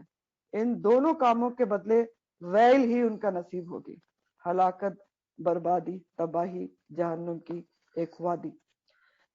تو اس آیت سے بھی ہمیں بہت ضروری باتیں پتہ چلتی ہیں۔ نمبر 1 یہ کہ بلا علم کے کوئی ایسی بات نہیں کرنا چاہیے کہ فلاں چیز قرآن میں لکھی ہے۔ جب تک آپ کو صحیح علم نہ ہو کہ قرآن اس بارے میں کیا کہتا ہے، قرآن میں کیا لکھا ہے، کبھی نہیں کہنا چاہیے کہ فلاں چیز قرآن میں لکھی ہے۔ مذاق میں بھی بعض دفعہ کہہ دیتے ہیں نا کہ فلاں یہ تو قرآن کہتا ہے، یہ تو حدیث میں ہے، یہ تو ہمارے دین میں ہے۔ کبھی بھی نہ کہیں یہ الفاظ۔ حدیث کے بارے میں بھی آپ کو پتہ ہے، نبی کریم صلی اللہ علیہ وسلم کی حدیث یہ ہے کہ آپ نے فرمایا کہ جو مجھ پر جھوٹ باندھے، یعنی غلط حدیث بیان کرے، تو وہ اپنا ٹھکانہ جہنم میں بنا لے۔ تو چاہے قرآن ہو یا حدیث ہو، جب تک آپ کو پتہ نہیں ہو پکا، جب تک اپنی آنکھوں سے نہ دیکھا ہو، کبھی نہ کہیں کہ یہ قرآن میں لکھا ہے اور یہ حدیث میں لکھا ہے، جب تک یقین نہ ہو۔ تو بہت احتیاط کی ضرورت ہے۔ یہ اس حدیث سے ہمیں پتہ چل رہا ہے، یہ اس آیت سے ہمیں، آیات سے پتہ چل رہا ہے۔ اور دوسرا ہمیں یہ بھی پتہ چل رہا ہے ایک بہت اور امپورٹنٹ بات، کہ لکھنے پر الگ سزا ہے اور اس کی کمائی پر الگ سزا ہے۔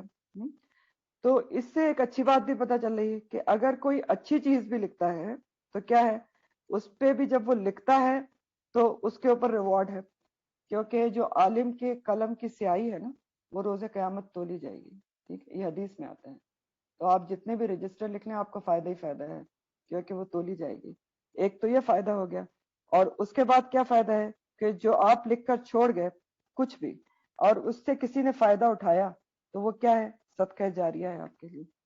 جب تک کوئی اس میں سے پڑھے گا، یا آپ نے کوئی آج کل جیسے الیکٹرانک میڈیا ہے، اس میں کوئی چیز آپ نے بہت اچھی دین کے حوالے سے اپلوڈ کر دی ہے، کچھ بھی کر دیا، میں دنیا سے چلی بھی گئی، جب تک لوگ اس کو سنیں گے اور پڑھیں گے تو اس کا اجر صدقہ جاریہ کے طور پر پہنچتا رہے گا۔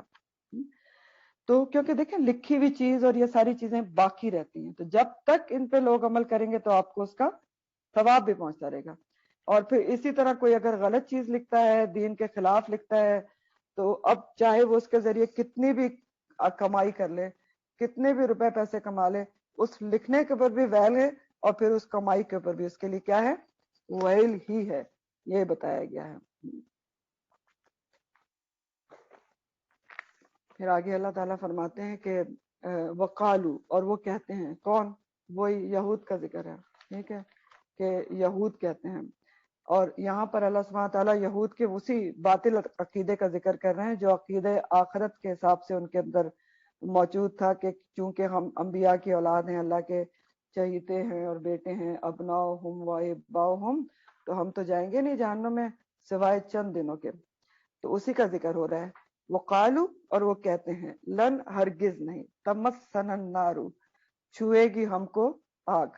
تمسنا کا ورڈ جو ہے مس سے ہے، میم سین سین، ٹچ کرنا۔ تو وہ کہتے ہیں، یہود کہتے ہیں کہ نہیں چھوئے گی ہم کو آگ، الا مگر ایام معدودہ، مگر صرف چند گنے چنے دن۔ ایام من جو ہے یوم کی جمع ہے، اور معدودہ کا لفظ عدد سے ہے، عین دال دال، گنتی چنتی کے دن۔ تو وہ کہتے ہیں یہود کہ ہم کو آگ نہیں چھوئے گی مگر سوائے گنتی کے چند دن۔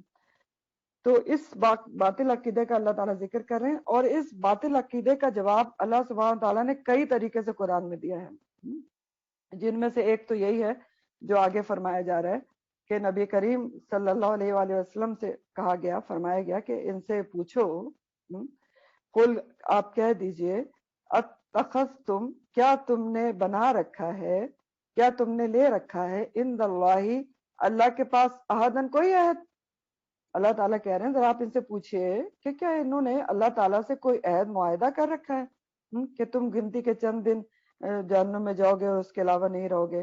اگر ایسا ہے تو دکھاؤ کہ یہ عہد معاہدہ کہاں تم نے اللہ سے کر رکھا ہے، کہاں لکھا ہوا ہے، کوئی دلیل لے کر آؤ۔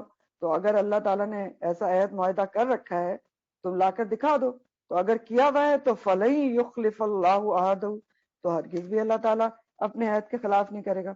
لا کر دکھاؤ دلیل کہ کہاں پر اللہ تعالیٰ نے یہ عہد کیا ہے تم سے، کس بنیاد پر تم یہ دعویٰ کر رہے ہو کہ تم صرف چند دن ہی جہنم میں جاؤ گے؟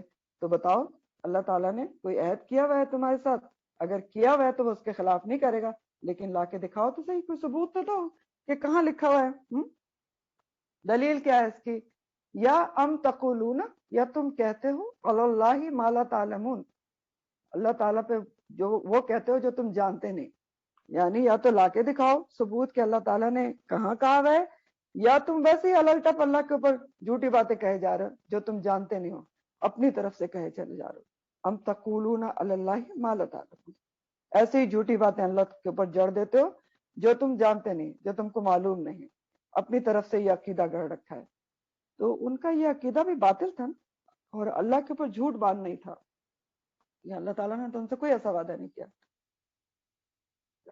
اور ان سے کیا کسی سے بھی نہیں کیا نا۔ آگے اللہ تعالیٰ بتا دیں گے کہ وہاں نجات کس باتوں پر ہے۔ تو یہ بھی ان اللہ پر جھوٹ باندھ نہیں تھا جو ان کا عقیدہ تھا نا، کہ جو انہوں نے کہا کہ نہیں ہم کو آگ نہیں چھوئے گی، ہم کو آگ لن تمسنا النار الا ایاما معدودا۔ تو اللہ تعالیٰ نے بہت ہی خوبصورت طریقے سے ان کے باطل عقیدے کی تردید کی کہ اچھا اللہ تعالیٰ نے ایسا کوئی تم سے عہد کر رکھا ہے تو دکھاؤ کہاں کر رکھا ہے۔ اگر کر رکھا ہے تو اللہ تعالیٰ اپنے وعدے کے خلاف نہیں کرے گا، تو اللہ تعالیٰ نے تو ایسا کوئی عہد کر نہیں رکھا۔ تو ان کے عقیدے کا رد کیا گیا یہ کہہ کے۔ اور پھر اسی طرح جو دوسرا جواب اس کا دیا ہے اللہ تعالیٰ نے، وہ ہم آگے پڑھیں گے، اس میں یہ کہا گیا ہے جو دوسرا جواب ہے اسی عقیدے کے اوپر، ان کے رد کے اوپر، وہ آگے پڑھیں گے۔ اس میں اللہ تعالیٰ نے فرمایا ہے کہ اگر تم دعوے میں سچے ہو کہ تم اللہ کے سچیتے ہو اور صرف چند دن جہنم میں رہو گے، وہ بھی اگر گئے تو، ورنہ تمہارے لیے سیدھی جنت ہے، تو تمہیں تو مرنے کی آرزو کرنی چاہیے، تمنا کرنی چاہیے تاکہ دنیا کے جھنجھٹوں سے چھوٹ کے جنت میں چلے جاؤ۔ اور پھر فرمایا ہے وہیں پر کہ نہیں، یہ کبھی بھی نہیں کریں گے مرنے کی تمنا، کیونکہ یہود میں سے ہر کوئی یہ چاہتا ہے کہ دنیا میں 1000 سال سے زیادہ زندہ رہے۔ یہود سب سے زیادہ دنیا کے حریص تھے، مرنا نہیں چاہتے تھے۔ تو اس سے بھی ثابت ہو گیا کہ اللہ تعالیٰ نے ان سے ایسا کوئی وعدہ نہیں کیا، ورنہ دیکھیں جس کو جنت کا یقین ہو تو وہ دنیا کا حریص تو نہیں ہو سکتا، تو وہ اپنے وعدے میں جھوٹے ہیں۔ دوسرا جواب یہاں پر نہیں ہے جو میں نے آپ کو بتایا، آپ آگے پڑھیں گے۔ پہلا جواب آپ نے پڑھ لیا کہ اللہ تعالیٰ نے یہ کہا کہ اچھا اگر اللہ تعالیٰ نے وعدہ کیا ہے ایسا تو دکھاؤ بھی کہاں ہے۔ اللہ اگر کیا ہوا ہے دکھا دو دلیل، تو اللہ تعالیٰ اپنے وعدے کے خلاف نہیں کرے گا، لیکن اللہ تعالیٰ نے تو ایسا کوئی وعدہ نہیں کیا۔ ام تقولون علی اللہ ما لا تعلمون، ویسے ہی تم الٹپ اللہ کے اوپر وہ کچھ کہے جا رہے ہو جو تم جانتے نہیں ہو۔ تیسرا جواب جو ہے وہ پھر آگے دیا جا رہا ہے کہ وہ جواب کیا ہے، اس میں یہ بتایا گیا ہے، ابھی آپ کو پڑھ کے سناتی ہوں، بلا من کا سبا سے۔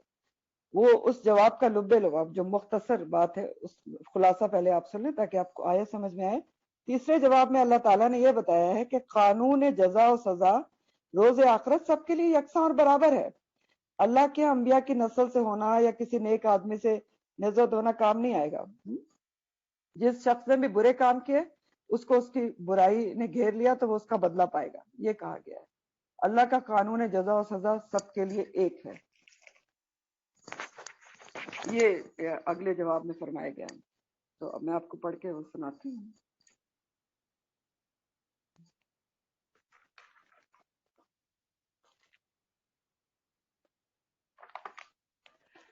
اللہ تعالیٰ فرماتے ہیں بلا من کا سبا، بلا، بلا کے دو معنی ہوتے ہیں، کیوں نہیں اور جی ہاں، دونوں یہاں اپلائی ہو سکتے ہیں۔ بلا کیوں نہیں، من کا سبا، من جس نے بھی، کسبا کمائی کی، سیئتن برائی کی، سیاح کہتے ہیں ہر قسم کی برائی کو، چھوٹی بڑی گناہ خطا سب سیاح میں آتی ہے۔ تو بلا من کا سبا کیوں نہیں جس نے بھی کمائی کی برائی کی، و اور अहातत घेर लिया उसको, भी साथ उसको, खतीयतुहु उसकी खता ने, फउलाइका तो यही लोग अस्हाबुन नार हैं, हम फिया खालिदून वो हमेशा उसमें रहेंगे।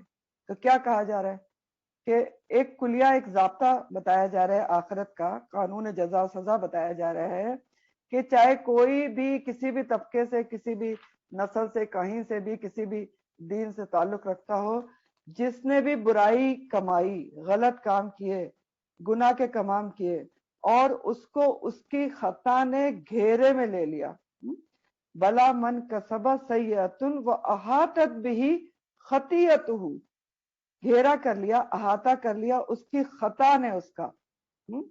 तो अब अहातत का लफ्ज अहाता से है, ठीक। अहाता हौत इसका रूट होता है, होते है। अहाता का मतलब होता है कि इंसान ऐसा चारों तरफ से गिर जाए कि बंद हो जाए और उसको निकलने की कोई जगह न मिले। तो जिसने बुराई की, गलत काम किए और उसको उसकी खता ने घेरे में ले लिया, अहाता कर लिया, हर तरफ से बंद कर लिया, इस तरह बंद कर लिया कि वो बाहर ही ना जा सका। यानी वो बुराई पर बुराई करता रहा, गुनाह में गर्क हो गया, डूब गया, घिर गया और इसी हालत में मर गया। वो अहातत भी खतीअतुहु, तो फिर अब क्या होगा? बगैर तौबा किए बुराई में घिर कर घेरा कर लिया उसका, उसकी खता ने, गुनाहों ने, तो तौबा उसने की कोई नहीं, इस्लाह अपनी की नहीं, डूब गया, गर्क हो गया और इसी हालत में मर गया, तो अब क्या होगा? फउलाई का अस्हाबुन नार हुम फिहा खालिदून। तो यही वो लोग हैं जो क्या हैं? साथी हैं आग के और हमेशा उसमें रहेंगे। खालिदून, खालिद की जमा है, हमेशा रहने वाला, खालिदून हमेशा रहने वाले। तो अब पिछली आयत में उनके गलत अकीदे का जिक्र किया गया ना, कि वो कहते हैं कि अय्यामन मादुदात, हम जहन्नम में जाएंगे जितने दिनों बछड़े की पूजा की। तो जवाब है ये तीसरा कि तुम्हारा ये दावा और अकीदा बिल्कुल गलत है, चाहे कोई यहूद हो या गैर यहूद हो, कोई भी हो, कोई भी, जो कोई भी है, बला मन का सबा, मन का लफ्ज आम है, जो भी हो, क्यों नहीं, मन का सबा, जो कोई भी हो, अगर उसने कमाई की, बुराई की, उसने गुनाह कमाए और उसके बाद तौबा भी नहीं की, घेर भी लिया उसको उसकी बुराई ने, तो फिर क्या है? वो अस्हाबुन नार ही होगा। यहूद ने भी क्या किया था? उनकी बुराई ने उनको घेर लिया था, बुराई पर बुराई की थी, आखिरी नबी की रिसालत का इनकार कर दिया, कुरान का इनकार कर दिया, अल्लाह की से गलत बातें मंसूब की, किताब को अपने हाथ से लिख लिया, बेच भी दिया उसको समन कलीला। तो बुराई के फेर में आ गए थे। अहातत भी खतियतुहु का मतलब क्या होता है? कि घेर लिया उसको उसकी खता ने। खता कहते हैं उस गुनाह को जो इंसान करना ना चाहे लेकिन फिर भी हो जाए। तो जिसको उसके गुनाह ने, उसकी खता ने घेर लिया, यानी गिर गया वो, उसने तौबा ही नहीं की, तो फिर उसका अंजाम क्या होगा? अस्हाबुन नार फिया खालिदून। और सूरह निसा आयत नंबर 123 में एक वाज़े, ये एक आयत है सूरह निसा 123, जिसमें अल्लाह ताला ने ये कानून जजा और सजा खास तौर पर दोबारा बताया गया है। सूरह निसा 123 अल्लाह ताला फरमाते लईसा बि अमानियुकुम वला अमानी अहलल किताब, नहीं है तुम्हारी ख्वाहिशात के ऊपर कुछ और नहीं ख्वाहिशात पर है अहले किताब की। तुम्हारी कौन है? हम लोग। तुम्हारी विशफुल थिंकिंग से भी कुछ नहीं होगा और अहले किताब यहूद और नसारा की भी विशफुल अपनी तरफ से जो उन्होंने थिंकिंग बनाई हुई है उससे कुछ होगा। दोनों की अपनी अपनी थिंकिंग से कुछ नहीं होगा। मैं यामल सून, जो भी बुरे काम करेगा युजज़ा बिही, उसको उसका बदला जरूर मिलेगा। वला यजिद लहू मिन दूनिल्लाहि वलिया वला नसीरा, और नहीं वो पाएगा अल्लाह के सिवा कोई दोस्त और मददगार। यानी इस आयत में ये बताया गया है, उनके अकीदे का रद्द करते हुए सभी को बताया गया है कि कानून जजा और सजा अल्लाह ताला के यहाँ सबके लिए बराबर है, यकसा है। वहां किसी अंबिया की औलाद होना, किसी नेक आदमी से निस्बत होना, कोई बुजुर्ग सिर्फ खानदान में होना कि हमारे बुजुर्ग बहुत नेक थे, किसी सिलसिले से ताल्लुक होना, ये सब कुछ काम नहीं आएगा। अपने अमाल काउंट करेंगे। बला मन का सबा, बला मन का सबा, जिसने भी बुराई कमाई उसका बदला उसको जरूर मिलेगा। और उस बुराई ने उसको घेर भी लिया توبہ کیے بغیر، اصلاح کیے بغیر وہ مر گیا تو پھر اس کو بھگتنا بھی پڑے گا۔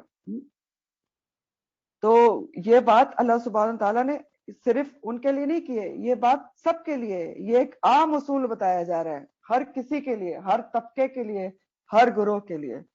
بلا من کسب سیئۃ واحاطت بہ خطیئتہ فاولئک اصحاب النار هم فیہا خالدون۔ تو اب بات یہ ہے کہ جو غلطی بھی چھوٹی موٹی نہیں یہاں ذکر کیا جا رہا ہے، اب اس کو سمجھ لیں، اس آیت کو، بہت امپورٹنٹ آیت ہے، سمجھنے سے تعلق رکھتی ہے۔ بلا من کا سبا، جس نے بھی گناہ کمایا، برائی کمائی، پھر کیا ہوا؟ گھیر لیا اس کو اس کی برائی نے، وہ اصحاب النار ہے۔ یعنی چھوٹی موٹی غلطی نہیں ہے یہ، جو ایسی غلطی اور گناہ کرے جو اس کی تمام نیکیوں پر غالب آ جائے، گھر جائے، وہ گناہ اس کو گھیر لے، اس کی نیکیوں کو کھا جائے، انسان اس کے گھیرے میں بند ہو جائے، تو اس گناہ کا ذکر ہو رہا ہے کہ پھر وہ اصحاب النار ہوگا۔ تو آپ پہلے یہ سمجھ لیں کہ جو گناہ ہے نا، دو طرح کے ہوتے ہیں۔ ایک کیا ہوتا ہے؟ بھول چوک سے، جو تقریباً ہر انسان سے ہوتا ہے، انسان ہونے کے ناطے ہو جاتا ہے، لیکن انسان ریئلائز کر لیتا ہے، توبہ کر لیتا ہے، باز آ جاتا ہے، کام چھوڑ دیتا ہے، معافی مانگ لیتا ہے شرائط کے ساتھ۔ تو ایسے گناہوں کے لیے کیا ہے؟ معافی کی امید ہے، اللہ تعالیٰ معاف کر دے گا، غفور الرحیم ہے کہ اللہ ہم نے چھوڑ دیا، توبہ بھی کر لی، اصلاح کر لی۔ نمبر دو، کچھ گناہ ایسے ہوتے ہیں کہ انسان ان میں غرق ہو جاتا ہے، ڈوب جاتا ہے، گناہ اس پر چھا جاتا ہے، اس کو احساس ہی نہیں رہتا کہ میں گناہ کر رہا ہوں، وہ گناہ پر گناہ کرتا چلا جاتا ہے، بے حس ہو جاتا ہے، اور اسی حالت میں اس کو موت آ جاتی ہے توبہ کیے بغیر۔ تو ایسے لوگوں کے لیے کیا ہے پھر؟ لازمی پھر کیا ہے؟ اصحاب النار هم فیہا خالدون ہے کہ نہیں ہے؟ تو پھر یہاں جو سیئۃن کا لفظ آیا ہے نا، کہ بلا من کسب سیئۃ واحاطت بہ خطیئتہ، اس سے مراد چھوٹے موٹے گناہ نہیں ہیں، یہ کبیرہ گناہ جو انسان کو گھیرے میں لے لے، ایسے گناہ مراد ہیں جو انسان کی نیکیوں کو ختم کر دیں۔ بہت سارے ایسے گناہ ہوتے ہیں جو کیا کرایا سب ملیا میٹ کر دیتے ہیں، آپ پتہ ہے نا، بہت سارے ایسے گناہ ہوتے ہیں جو آپ کے نیکیوں کو ختم کر دیتے ہیں، تباہ برباد کر دیتے ہیں، مٹا دیتے ہیں، چاہے آپ کتنی بھی نیکیاں کریں، اس ایک گناہ کی وجہ سے وہ نیکیاں ضائع ہو جاتی ہیں۔ فار ایگزامپل، کون سا گناہ؟ اس میں شرک ٹاپ پر ہے، کہ انسان اگر شرک میں گرفتار ہو، چاہے وہ اس کے بعد شرک کے ساتھ کتنی بھی نیکیاں کریں، وہ ساری نیکیاں جو ہیں اس کی تباہ ہو جائیں گی، ضائع ہو جائیں گی شرک کرنے کی وجہ سے۔ کیونکہ اللہ سبحانہ تعالیٰ نے قرآن میں فرمایا ہے کہ اللہ تعالیٰ شرک کو معاف نہیں کریں گے، اس کے سوا جو چاہیں گے معاف کر دیں گے۔ ان اللہ یغفر لا یغفر ان یشرک بہ ویغفر من دون ذلک من یشاء، اللہ تعالیٰ شرک کو کبھی بھی معاف نہیں کرے گا، اس کے علاوہ جو چاہے گا وہ معاف کر دے گا۔ تو شرک کا گناہ ایسا ہے جو احاطہ کر لیتا ہے، احاطت بھی خطیئتہ ہو جاتی ہے، اور انسان کی باقی نیکیاں برباد ہو جاتی ہیں۔ شرک کے ساتھ کی بھی تمام نیکیاں برباد ہیں، نیکی وہ کام آئے گی جو صحیح ایمان اور توحید کے ساتھ کی جائے۔ اور پھر اور بھی بہت سارے گناہ ہیں جو انسان کا احاطہ کر لیتے ہیں اور اس کی نیکیاں برباد کر دیتے ہیں۔ فار ایگزامپل زنا ہے، اگر انسان زنا کرتا رہتا ہے بلا توبہ، بلا کفارہ، بلا اصلاح کی وہ مر جاتا ہے، تو یہ تو وہ گر کے مرا ہے اس کے اندر، پھر اللہ کا غفور رحیم ہے وہ جانتے ہیں، لیکن جنرل اصول یہی کہ فاولئک اصحاب النار هم فیہا خالدون۔ اور پھر اسی طرح ایک مسلمان اگر سود پر سود کھا رہا ہے اور سود کے پیسوں سے نیکیاں کر رہا ہے، تو کیا کر رہا ہے وہ؟ سود کے اوپر ابھی آپ انشاءاللہ جلدی پڑھ لیں گے کہ لازمی طور پر حرام ہے اور بہت بڑی بڑی وعید ہے، تو اگر اسی حال میں مر گیا تو پھر سزا تو ملے گی نا۔ پھر آپ اس کو احاطت بھی کو ایک اور طرح سے سمجھ لیں، بہت سمجھنے کی بات ہے کہ بلا من کسبا، جس نے برائی گناہ کمایا اور گھیر لیا اس کی برائی نے اس کو، وہ احاطت بھی خطیئتہ، اس کے اور ایک اور طرح سے آپ سمجھیں کہ انسان ایک گناہ کرتا ہے، وہ حدیث یاد کریں، اس حساب سے سمجھیں کہ جب انسان ایک گناہ کرتا ہے تو اس کے دل پر ایک سیاہ نقطہ پڑتا ہے، لیکن اگر توبہ کر لے تو مٹ جاتا ہے، لیکن اگر گناہ پر گناہ کرتا رہے تو کیا ہوتا ہے کہ وہ نقطہ پھیلتا جاتا ہے اور پورا دل پر سیاہی چھا جاتی ہے، اور پھر کیا ہوتا ہے؟ ختم اللہ علی قلوبہم کی کیفیت ہو جاتی ہے، پورا نقطہ وہ سیاہ دل کے اوپر چھا جاتا ہے، دل سخت ہو جاتا ہے، مہر اسٹیمپڈ ہو جاتا ہے، بے حس ہو جاتا ہے انسان، برائی اس کو گھیر لیتی ہے، برائی اس کو برائی لگتی ہی نہیں، جب لگتی ہی نہیں تو توبہ کی توفیق ختم ہو جاتی ہے، نیکی کی توفیق چھن جاتی ہے. ٹھیک ہے، تو پھر کیا ہوا؟ یہ بھی احاطت بھی ہی ہوتا ہے کہ انسان ریئلائز نہ کرے اور گناہ پر گناہ کر کے برائی کے اندر گھر جائے اور اسی حالت میں مر جائے. تو پھر کیا ہوگا؟ فاولائی کا صحاب ناری کا مسئلہ ہے. اور پھر اسی طرح مسند احمد کی حدیث کا مفہوم ہے کہ آپ صلی اللہ علیہ وآلہ وسلم نے فرمایا کہ کسی بھی گناہ کو حقیر نہ سمجھو. یہ بھی ایک اور طریقے سے آپ کو سمجھانے کی کوشش کر رہی ہوں کہ خطا اور گناہ گھیرتی کیسے انسان کو، کہ انسان چھوٹا سمجھ کے کرتا رہتا ہے لیکن وہ بھی اس کو گھیر لیتا ہے.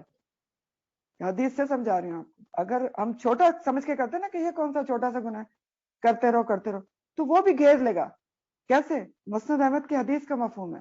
آپ صلی اللہ علیہ وآلہ وسلم نے فرمایا گناہوں کو حقیر نہ سمجھو، وہ جمع ہو کر انسان کی ہلاکت کا سبب بن جاتے ہیں. دیکھتے نہیں ہو اگر کئی آدمی ایک ایک لکڑی لائیں تو انبار لگ جائے گا، اور اس میں آگ لگائی جائے تو بڑی بڑی چیزوں کو جلا کر خاکستر کر دے گی. تو ان احادیث سے ہمیں کیا پتہ چلتا ہے کہ کسی بھی گناہ کو چھوٹا سمجھ کر کرتے نہیں رہنا چاہیے، کیونکہ صغیرہ گناہ پر اصرار اس کو کبیرہ بنا دیتا ہے. اصرار گناہ پر گناہ آپ کرتے چلے جائیں تو جمع ہو کر وہ کبیرہ بن جاتا ہے. وہی بات، گناہ پر گناہ سے دل کا نقطہ پھیلتا چلا جاتا ہے اور پورے دل پر چھا کر مہر بن جاتا ہے. نیکی کی توفیق چھن جاتی ہے، دل سے ایمان کا خاتمہ ہو جاتا ہے. بہت سے بڑے گناہ ایسے ہیں جو دل سے ایمان کو نکال کے معلق کر دیتے ہیں. جیسے زنا کے بارے میں حدیث میں آتا ہے کہ جب انسان ایک مسلمان زنا کرتا ہے تو اس ایمان اس کے دل سے باہر نکل کے فضا میں معلق ہو جاتا ہے، اور جب تک وہ کفارہ نہ کرے، توبہ نہ کرے، تو دوبارہ ایمان دل میں نہیں جاتا. تو اس آیت کا تو بہت ہی ضروری سبق ہے ہمارے لیے کہ سب سے پہلے تو ہمیں یہ معلوم ہونا چاہیے کہ کون سی چیزیں، کون سے کام گناہ ہیں، کون سے ہیں بھلا من کا سبب سیاح، کون سے ہیں. پہلے تو یہ معلوم ہونا چاہیے کہ کون سے، اور پھر یہ معلوم ہونا چاہیے کہ کون سے صغیرہ ہیں کون سے کبیرہ ہیں. اور صغیرہ بھی کرنا نہیں چاہیے، بچنے کی تو ان سے بھی کوشش کرنا چاہیے. اور ایک چھوٹی سی بات ہے کہ لوگوں کو یہی نہیں پتا، ہم لوگوں کو، کہ جھوٹ کبیرہ گناہ ہے اور بڑے دھڑلے سے بولا جا رہا ہوتا ہے. تو یہ سب جاننا بہت ضروری ہے. اور نمبر 2 پوائنٹ اس میں ہے کہ پھر چھوٹے بڑے ہر قسم کے گناہ سے بچنے کی بھرپور کوشش کرنا چاہیے. کیوں؟ تاکہ وہ احاطت بھی کا معاملہ نہ ہو کہ چھوٹے کرتے کرتے کہ ہم گناہ کے پھیر میں آ جائیں، ڈوب جائیں اس کے اندر، احساس ختم ہو جائے کہ معافی مانگیں. اور تیسری بات یہ ہے کہ بہت الرٹ رہنا چاہیے. اگر کوئی چھوٹی سی بھی خطا اور گناہ ہو جائے تو فوراً احساس ہوتے ہی معافی مانگ لیں، شرائط کے ساتھ، صدق کے دل سے، اور نیکیاں اور زیادہ کریں تاکہ گناہ کا اثر زائل ہو جائے. کیونکہ یہ بھی قرآن کہتا ہے کہ جب انسان زیادہ نیکیاں کرتا ہے تو اس کی برائیاں ختم ہو جاتی ہیں. یہ سورہ الحود کی آیت نمبر 114 ہے، الحود 114. ان الحسنات یذہبن السیئات، بے شک نیکیاں برائیوں کو لے جاتی ہیں.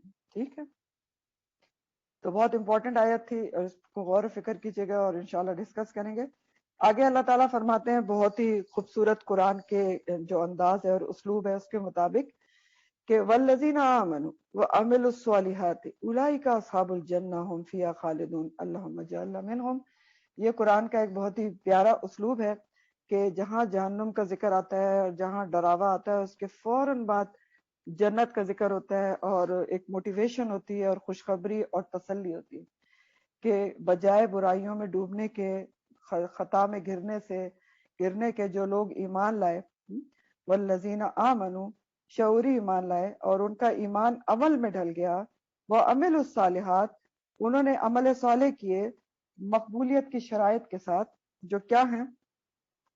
خالص نیت اللہ کے لیے، نبی کریم صلی اللہ علیہ وآلہ وسلم کے طریقے کے مطابق، اور ریاکاری اور بدعت سے پاک، تو وہ کیا ہیں؟ اصحاب الجنہ ہیں اور ہمیشہ اسی میں رہیں گے. تو اب دیکھ لیں جنت میں جانے کے لیے پھر 2 شرائط آ رہی ہیں، والذین آمنوا وعملوا الصالحات. دوبارہ یہ اس کے بغیر جنت کا کرائٹیریا انسان میٹ ہی نہیں کرتا کہ جنت میں جا سکے. تو ان کے لیے خوشخبری ہے کہ جنہوں نے اپنے آپ کو الرٹ رکھا، اپنی خطاؤں پہ اگر ہوئی بھی تو معافی مانگ لی، اور ان کی خطا نے ان کو گھیرا نہیں، تو پھر کیا ہیں وہ؟ آمنوا وعملوا الصالحات اولئک اصحاب الجنہ هم فیہا خالدون، ہمیشہ اس میں رہیں گے۔ خوشخبری دے دی گئی، ایک ریلیکس کر دیا گیا فوراً کہ نہیں، یہ بھی ہے، صرف وہی نہیں ہے کہ اصحاب النار ہی نہیں ہے۔ اور آگے ایک اور بنی اسرائیل کی ہسٹری کا ایک اور پہلو اللہ تعالیٰ بیان کر رہے ہیں، اور بار بار میں آپ کو بتا رہی ہوں کہ یاد رکھیں کہ یہ بنی اسرائیل کی کوئی قصے کہانیاں ہمیں نہیں سنائی جا رہی ہیں، ان کے رویے کو جو کھولا جا رہا ہے وہ ہمیں ہی سمجھایا جا رہا ہے، ہمیں یعنی امت مسلمہ کو، کہ تم وہ نہ کرنا جو انہوں نے کیا۔ تو صرف بنی اسرائیل پر تبصرہ کرنا مقصود نہیں اللہ تعالیٰ کا، بلکہ ہر آیت میں عبرت اور نصیحت ہے ہر پڑھنے والے کے لیے۔ تو ساتھ ساتھ اپنا جائزہ لینا ضروری ہے، کہ عقل مندی کا تقاضا بھی یہی ہے کہ جب اللہ تعالیٰ کسی کی غلط چیزوں کا ذکر کرتے تو انسان اپنے آپ کو دیکھے اس کے اوپر، کہ اللہ نہ کرے میرے اندر کوئی ایسی چیز موجود تو نہیں ہے کہیں کے اوپر۔ تو بہرحال یہاں پر ان کے ایک اور عہد اور میثاق کا ذکر ہو رہا ہے، وَإِذْ، اور جب، اخذنا لیا ہم نے، میثاق پکا عہد، اب میثاق تو آپ بہت دفعہ پڑھ چکے، پکا عہد لکھ کر یا قسم سے جس کو پکا کیا جائے۔ تو جب لیا ہم نے پکا عہد، یعنی کس نے؟ اللہ تعالیٰ نے لیا تھا پکا عہد، کس سے؟ بنی اسرائیل سے۔ اور یہ صرف بنی اسرائیل سے عہد نہیں لیا تھا، جو آگے عہدوں کا ذکر ہے وہ سبھی سے لیا تھا۔ تو وَإِذْ أَخَذْنَا، جب لیا ہم نے یعنی اللہ تعالیٰ نے لیا، میثاق پکا عہد بنی اسرائیل، بنی اسرائیل سے، کیا عہد لیا؟ لا تعبدون الا اللہ، پہلا عہد کہ نہیں تم عبادت کرو گے مگر کس کی؟ صرف اللہ کی۔ تو بنی اسرائیل سے کیے گئے ایک میثاق کا ذکر کیا جا رہا ہے، جو ان سے کیسے لیا گیا تھا۔ ان کی شریعت جو تورات کے ذریعے ان کو دی گئی تھی، اس میں جو بنیادی احکامات تھے ان کا ذکر ہو رہا ہے۔ وہ بنیادی احکامات جو تورات میں ان کی شریعت میں موجود تھے وہ اس آیت میں بیان ہوئے ہیں، لیکن یہ صرف بنی اسرائیل کے لیے یہ احکامات نہیں تھے۔ یہ جو احکامات ابھی آپ آگے پڑھنے جا رہے ہیں یہ ہر پیغمبر کے ذریعے ہر امت کو دیے گئے ہیں۔ تو بظاہر یہاں پر کتاب بنی اسرائیل سے ہے، لیکن یہ احکامات ہر نبی کی شریعت میں موجود رہے، اور ہر نبی نے اپنے امت کو یہی احکامات دیے ہیں۔ ہماری شریعت میں بھی یہ احکامات موجود ہیں جن کا ذکر اللہ سبحانہ تعالیٰ یہاں کر رہے ہیں، یعنی ان تمام احکامات کا جو آپ پڑھنے جا رہے ہیں ان کا اطلاق، ان کی اپلیکیشن امت محمدیہ پر بھی ہوتی ہے۔ تو پہلا حکم کیا اللہ تعالیٰ کہہ رہے ہیں کہ دیا گیا تھا سبھی امتوں کو، کہ لا تعبدون الا اللہ، نہیں تم عبادت کرو گے مگر اللہ کی۔ پہلا حکم صرف ایک اللہ کی عبادت کرو گے، ایاک نعبد و ایاک نستعین۔ تو عبادت کیا ہوتی ہے؟ عبادت کے 3 معنی یاد کر لیں، شروع میں آپ کو بتائے تھے، پوجا، پرستش، اطاعت فرما برداری، ہمہ وقت غلامی اور بندگی۔ تو یہ ساری چیزیں کس کے لیے ہوں گی؟ صرف اللہ کے لیے کرو گے۔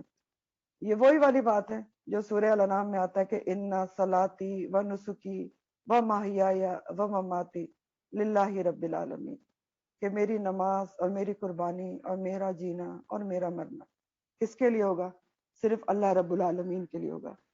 تو پہلا حق اللہ سبحانہ تعالیٰ کا وہ بیان ہوا کہ اللہ کی صرف ایک عبادت کرو گے، کیونکہ اللہ تعالیٰ ہمارے خالق ہیں، اللہ تعالیٰ نے بنایا ہے، اور صرف ہمیں ہی نہیں بنایا، ہماری ہر چیز اللہ تعالیٰ نے بنائی ہے۔ تو اللہ کے حقوق میں سب سے بڑا حق کیا ہے؟ کہ صرف اس کی عبادت کی جائے، صرف اس کی۔ لا تعبدون الا اللہ، اللہ کی عبادت میں کسی کو شریک نہ کیا جائے، چاہے وہ کسی بھی قسم کی عبادت ہو، قلبی ہو، قولی ہو، بدنی ہو یا مالی ہو۔ ہر قسم کی عبادت کس کے لیے کرنا چاہیے؟ صرف اللہ کے لیے۔ قلبی عبادت کیا ہوتی ہے؟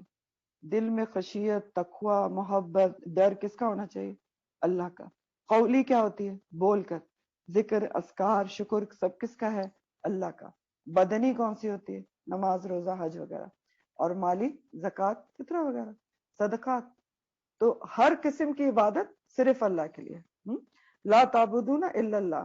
اور پھر عبادت کے آپ کو پتہ ہے وسیع مفہوم ہے، تو کوئی انسان اللہ کے حکم کے مطابق کوئی بھی کام کرتا ہے تو کیا کرتا ہے؟ عبادت کرتا ہے۔ یعنی پھر اللہ کے ہر حکم پر عمل کرنا بھی عبادت ہے، کیونکہ عبادت کے معنی میں کیا ہے؟ ہما وقت غلامی اور بندگی، ہما وقت، ہر ٹائم، ہر جگہ اللہ کی غلامی اور بندگی.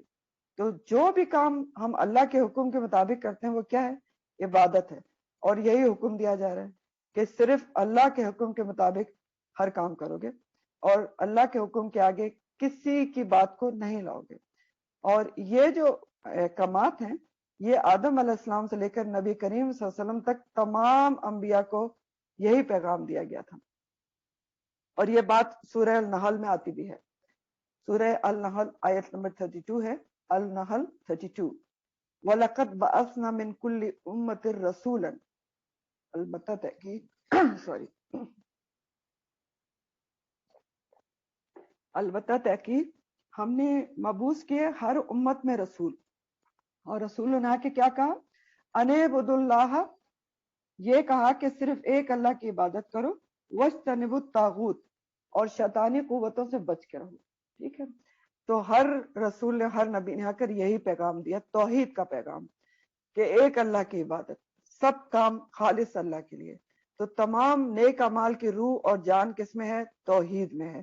لا الہ الا اللہ، اللہ کے سوا کوئی معبود نہیں.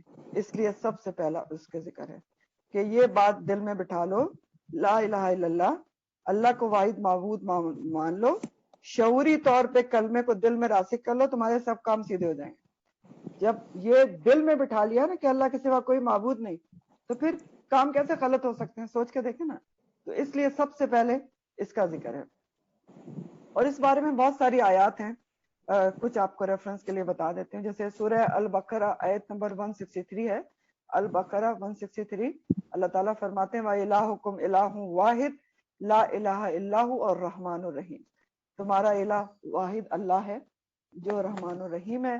اسی طرح ہم سورہ نحل 51 میں اللہ تعالیٰ فرماتے ہیں وقال اللہ، اور فرمایا اللہ سبحانہ تعالیٰ نے لا تتخذوا الہین اثنین، دو الہ نہ بناؤ، انما ہوا الہ واحد، اللہ تعالیٰ واحد الہ ہے. اور بہت ساری آیات ہیں، نساء 171 میں بھی یہ بات آتی ہے، بنی اسرائیل 42 43 میں بھی آتی ہے. تو بہت جگہ انشاءاللہ آپ پڑھیں گے. تو پہلا حق کس کا؟ اللہ سبحانہ تعالیٰ کا. اور بات یہ ہے کہ جب اللہ کو انسان واحد معبود مان لے نا، صرف اس کی عبادت، اس کی بات سنے، تو پھر آگے جتنے بھی احکامات ہیں وہ خود بخود ہی عمل میں آ جائیں گے. تو دوسرا حق کس کا بتا رہے ہیں اللہ سبحانہ تعالیٰ فوراً اپنے حق کے بعد؟ وَبِالْوَالِدَيْنِ احسان، اپنے حق کے فوراً بعد اور والدین کے ساتھ احسان کرو. احسان، احسان کیا ہوتا ہے؟ احسان کرو والدین کے ساتھ. دیکھیں رویے میں، معاملات میں ایک چیز ہوتی ہے عدل. عدل کیا ہوتا ہے؟ کہ برابر کا حق دینا. یعنی آپ سے کسی نے اچھا کیا، آپ نے اچھا کر دیا. آپ کے ساتھ کوئی اچھا ہے، آپ نے اچھا کر دیا. کوئی برا ہے تو آپ نے برا کر دیا. یہ کیا ہے؟ عدل ہے، برابر ہے. احسان کیا ہے؟ سب سے پہلے احسان سمجھیں تو تبھی پتہ چلے گا نا کہ والدین کے ساتھ احسان کیسے کرتے ہیں. احسان کیا ہے؟ احسان کی ڈیفینیشن ہے حق سے زیادہ دینا دوسرے کو، حق سے بڑھ کر دینا، اور خود حق سے کم پر راضی رہنا. دوسرے کو حق سے زیادہ دینا اور خود حق سے کم پر راضی رہنا. تو یہ ہے احسان. اور اللہ تعالیٰ اپنے حق کے فوراً بعد والدین کے ساتھ احسان کا حکم دے رہے ہیں. حقوق العباد کا ذکر ہے اور اس میں ٹاپ پر والدین کے حقوق آتے ہیں. کیوں؟ کیونکہ والدین ہمیں دنیا میں لانے کا سبب ہے. اور پھر والدین بچوں کی پرورش میں جو تکالیف اٹھاتے ہیں نا، وہ ہم سوچ نہیں سکتے. پہلے دن سے تھوڑا سا سوچیں، ماں کیسے پیدا کرتی ہے، پھر پالنا پوسنا، جاگنا، بیماری، دکھی، محنت، مشقت، پڑھانا لکھانا، اپنی ضروریات کٹ ڈاؤن کر کے. باپ پورا سال ایک جوتا پہنتا ہے، بچے کو 6 لے کر دیتا ہے. ماں کیا کرتی ہے؟ کتنی ضروریتیں، کتنی راتوں کو جاگتی ہے. پھر لکھانا پڑھانا میں، پھر شادی بیاہ، یہی کرتے کرتے بوڑھے ہو جاتے ہیں.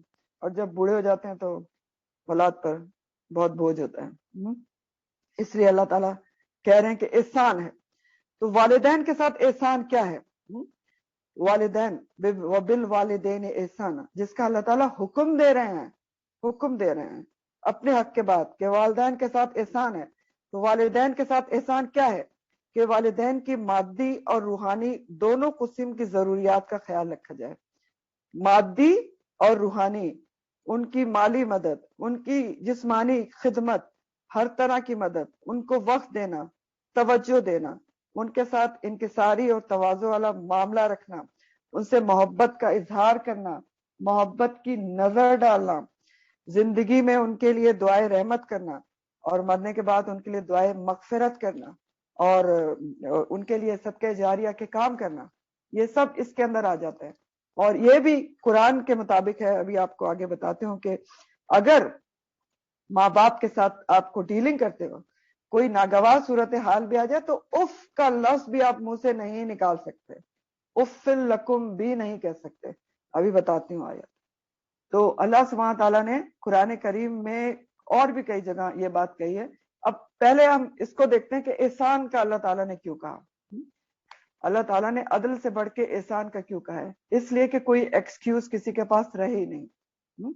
کہ ایکسکیوزز ہوتے ہیں نا کہ ماں ہمارے ساتھ صحیح نہیں کرتی، باپ کا رویہ صحیح نہیں ہے تو اس لیے نہیں جاتے. تو اللہ تعالیٰ نے ختم کر دیا، سب کسر چھوڑی نہیں. عدل ہے ہی نہیں، وہ کچھ بھی کریں آپ نے اچھا ہی کرنا ہے. ختم کر دی، کوئی ایکسکیوز نہیں. آپ نے احسان کرنا ہے بڑھ کر، چاہے وہ کچھ بھی کرتے ہیں. عدل سے اوپر کی بات ہے. کیوں؟ کیونکہ دیکھیں یہ سوچ بھی غلط ہو سکتی ہے. بچے غلط سوچ سکتے ہیں، والدین ایسی چیز نہیں ہوتے. ان کے دل کے ٹکڑے ہوتے ہیں کہ وہ کبھی اپنے والدین اولاد کا برا چاہیں. تو بالوالدین احسانا، احسان کا لفظ حسن سے ہے. حسن سلوک کرنا ہے، حسن کے ساتھ، حسین سلوک، اپنے قول کے ساتھ، فعل کے ساتھ، معاملے کے ساتھ، اپنے مال کے ساتھ، تمام نعمتوں کے ساتھ. جو کچھ بھی انسان کو اللہ نے دیا ہے ان سب کے ساتھ سب سے پہلا حق والدین کا ہے، خیر و بلائی. زبان کے ساتھ جو اچھے سلوک کی وضاحت ہے، جو میں نے آپ کو کہا کہ اف بھی نہیں کہہ سکتے، وہ میں آپ کو آیت بتاتی ہوں. سورہ بنی اسرائیل آیت نمبر 23 سے 26 تک ہے. 24 23 25 ہے یا 23 26 تک ہے. اللہ سبحانہ تعالیٰ فرماتے ہیں وَقَضَى رَبُّكَ، اللہ تعالیٰ تیرا رب فیصلہ کر چکا. وَقَضَى رَبُّكَ، فیصلہ ہو چکا. کیا؟ اللہ تعبدوا الا اِيَّاهُ، کہ اس کے سوا کسی کی عبادت نہیں کرو گے. وَبِالْوَالِدَيْنِ إِحْسَانًا، اور والدین کے ساتھ احسان کرو گے. وَإِمَّا يَبْلُغَنَّ عِندَكَ كِبْرَ أَحَدُهُمْ أَوْ كِلَاهُمَا، اور اگر تیرے سامنے بڑھاپے کو پہنچ جائے ان میں سے کوئی ایک یا دونوں تو کیا کرو گے؟ وَلَا تَنْهَرْهُمْ وَلَا تَقُلْ لَهُمَا أُفٍّ لَكُمَا، تو ان کے لیے تم اف بھی نہیں کہو گے. اف بھی نہیں کہہ سکتے. اف آپ کیا کرتے ہیں یہ بھی نہیں کہہ سکتے. وَلَا تَقُلْ لَهُمَا أُفٍّ لَكُمَا وَلَا تَنْهَرْهُمَا، ان کو جھڑکو گے نہیں. جھڑک کے بات نہیں کرو گے کہ یہ آپ تو بالکل ہی بچی بن گئی ہیں، ڈائبٹیز ہے، آپ تو ضد کرتی ہیں، آپ کے تو ہاتھ کا اپنے کھانا گرا دے، کیا کرتی ہیں. ایسے نہ کریں، ہمارے بچوں پہ غلط اثر پڑتا ہے. نہیں کہہ سکتے آپ یہ سب باتیں، یہ قرآن کہہ رہا ہے. وَلَا تَقُلْ لَهُمَا أُفٍّ لَكُمَا وَلَا تَنْهَرْهُمَا، اور ان کو جھڑکو نہیں. اور کیا کرو؟ وَقُلْ لَهُمَا قَوْلًا كَرِيمًا، ان کے لیے کہو خوبصورت بات، اچھی بات کرو، ان کے ساتھ خوبصورت طریقے سے پیش آؤ. اور کیا کرو؟ یہ آیات ہی ہیں بنی اسرائیل کی. وَخْفِضْ لَهُمَا جَنَاحَ الذُّلِّ مِنَ الرَّحْمَةِ، اور ان کے لیے اپنے کندھے جھکا دو عاجزی کے ساتھ. ماں باپ کے سامنے بیزاری کے ساتھ نہ بیٹھو، سرکشی کے ساتھ نہ بیٹھو. وَقُلْ رَبِّ ارْحَمْهُمَا كَمَا رَبَّيَانِي صَغِيرًا، تو پہلے قولی اللہ تعالیٰ نے ایکسپلین کیا کہ آپ ان کو اف بھی نہیں کہہ سکتے، ان کو جھڑک بھی نہیں کر سکتے، ڈانٹ بھی نہیں سکتے. قولاً کریمہ کی بات کرنی ہے. اور پھر جسمانی عاجزی کی بات ہے کہ آپ ماں باپ کے سامنے ایٹیٹیوڈ نہیں دکھا سکتے.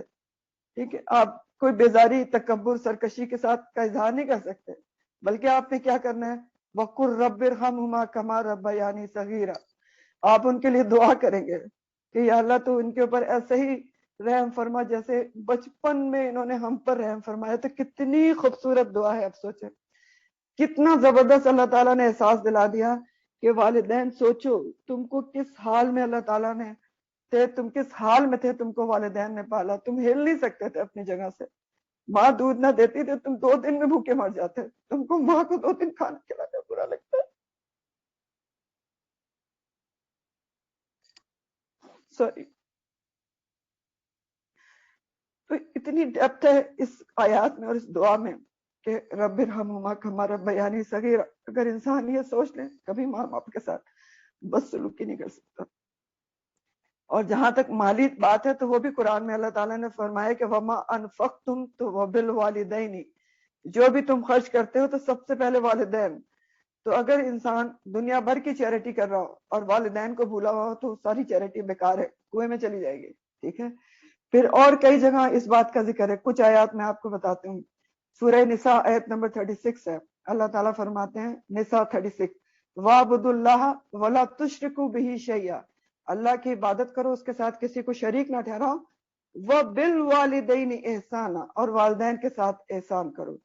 سورہ الانعام 151 ہے اللہ تشرکو بہ شیئا وبالوالدین احسانا.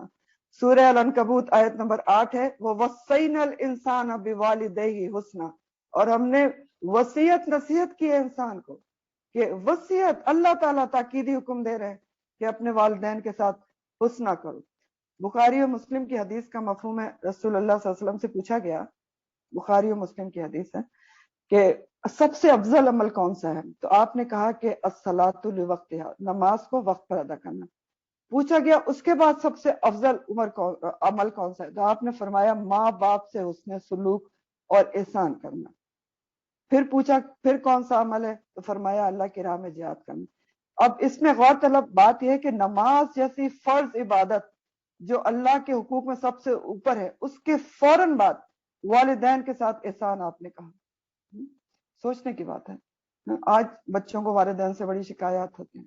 ترمذی کے ایک حدیث کا مفہوم ہے کہ جو اولاد اپنے والدین پر محبت کی نظر ڈالتی ہے اس کو اللہ تعالیٰ ایک حج مبرور کا ثواب ادا کرتے ہیں. حج مبرور کا ثواب. تو اور پھر یہ بھی نہیں کرنا چاہیے کہ اللہ تعالیٰ آپ کو اگر اللہ تعالیٰ نے بے شمار نعمتیں دی ہیں تو آپ اس کو والدین کو اس میں شریک نہ کریں اور تھوڑے سے پیسے ان کو جہاں وہ رہتے ہیں وہاں بیچ کے بری و ذمہ ہو جائیں. ایسا بھی نہیں کرنا چاہیے کہ والدین کہیں گاؤں میں رہ رہے ہیں اپنے اسی پرانے گھر میں، آپ کو اللہ تعالیٰ نے بڑا گھر دیا، بڑا عہدہ دیا ہے، آپ کچھ پیسے بھیج دیتے ہیں اور آپ کہتے ہیں جی فرض پورا ہو گیا. نہیں، یاد رکھنا چاہیے آج آپ جس جگہ پر ہیں اس ترقی کا سبب کون بنا ہے آپ کی؟ آپ خود سے نہیں پہنچ گئے اس جگہ پہ.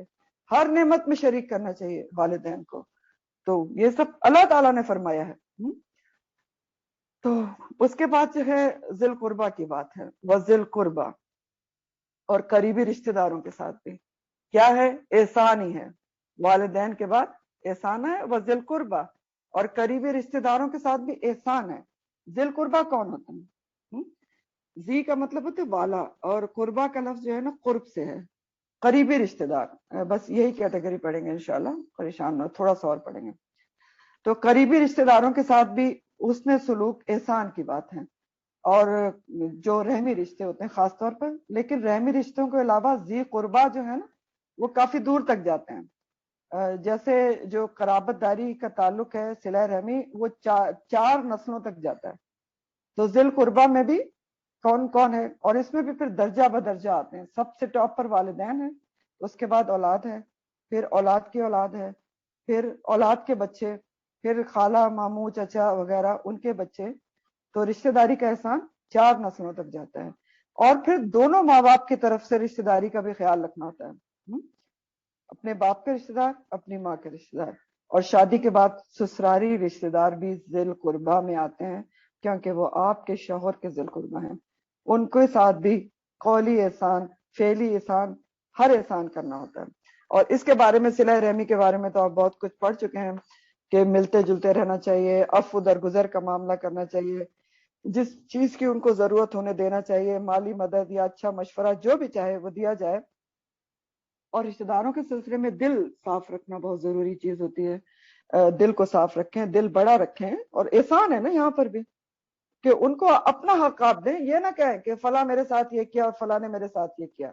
ہم نے احسان کرنا ہے. اور کیوں کرنا ہے؟ کیونکہ اللہ کے لیے کرنا ہے. اللہ نے حکم دے دیا نا وذی القربہ.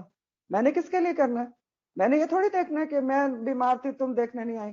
میں جاؤں گی کیوں؟ اللہ کے لیے، کیونکہ اس نے حکم دے دیا. ٹھیک کہ ذی القربہ کے ساتھ بھی احسان ہے. ٹھیک ہے, تو یہ صرف ایک سیکھنے کی بات ہوتی ہے کہ میں نے سامنے والے کو تھوڑی دیکھنا کہ اس نے میرے ساتھ یہ کیا تو میں نے یہ کرنا ہے. میں نے تو اللہ کے حکم کو دیکھنا, میں کس کے لیے کر رہی ہوں, اللہ کے لیے کر رہی ہوں, تو میں نے تو کرنا ہے. تو صلہ رحمی کے بارے میں بہت آپ نے حدیث پڑھی کہ مسلم کی حدیث ہے قطع رحمی کرنے والا جنت میں داخل نہیں ہوگا, اور پھر یہ بھی پڑھا کہ جو چاہتا ہے کہ اس کی عمر میں اضافہ اور رزق میں اس کے کشادگی ہو تو کیا کرے, صلہ رحمی کرے. تو یہ سب چیزیں آپ پڑھ چکے ہیں.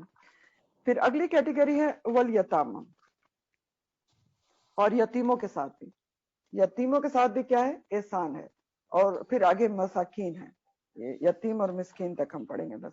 جی تو یتیم اور مسکین, اب آپ دیکھیں ہیں جی. کہ یہ جو سوری کوئی کچھ کہہ رہا ہے.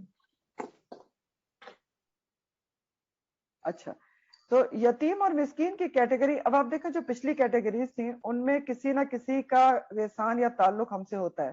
اللہ کا تو خیر احسان عظیم ہے, پھر والدین کا بھی ظاہر احسان ہوتا ہے, ذی القربہ رشتہ داروں سے بھی تعلق ہوتا ہے, اور احسان کے معاملات بھی ہوتے ہیں. لیکن اب جو یتیم اور مسکین کا ذکر کیا جا رہا ہے تو یہ تو معاشرے کے کمزور ترین لوگ ہیں, لیکن اللہ تعالیٰ ان سے بھی احسان کرنے کے لیے کہہ رہے ہیں. تو کیوں؟ یہ تو کمزور ترین لوگ ہیں. کیوں؟ کیونکہ ہمارا دین, اللہ سبحانہ تعالیٰ ہم سے چاہتے ہی ہیں کہ ہم ان کے ساتھ بھی احسان کریں جنہوں نے ہمارے ساتھ کچھ کیا ہے, اور ان کے ساتھ بھی احسان کریں جنہوں نے ہمارے ساتھ کچھ بھی نہیں کیا ہے. یہ ہمارے دین کی خوبصورتی ہے, اخلاقی تعلیمات ہیں جو بنی اسرائیل کے علاوہ ہمیں زیادہ دی گئی ہیں. ٹھیک, نبی کریم صلی اللہ علیہ وسلم کی حدیث کا مفہوم کیا ہے کہ روز قیامت سب سے بھاری میزان میں کیا ہوگا, اخلاق ہوگا, حسن اخلاق.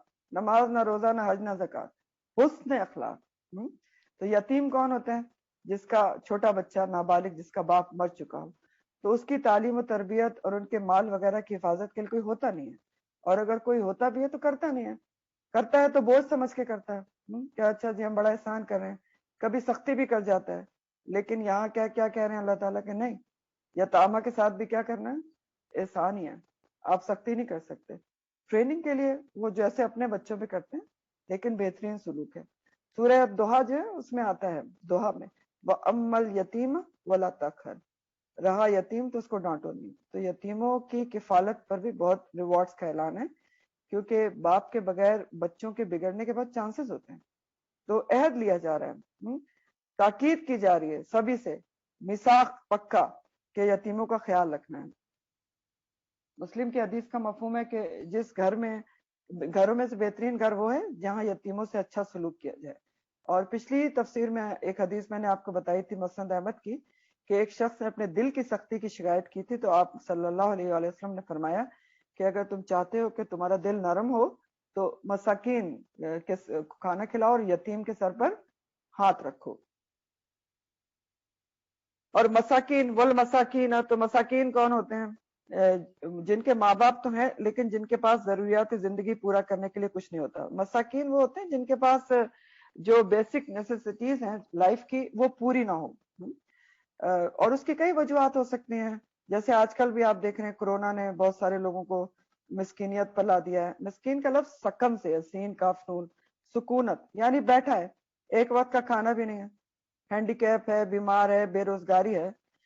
اور خاص طور پہ ایسے مساکین کا خیال رکھنا بہت ضروری ہوتا ہے جو سفید پوش ہیں, جو بے شک بھوکے مر جائیں گے لیکن آپ کے سامنے ہاتھ نہیں پھیلائیں گے.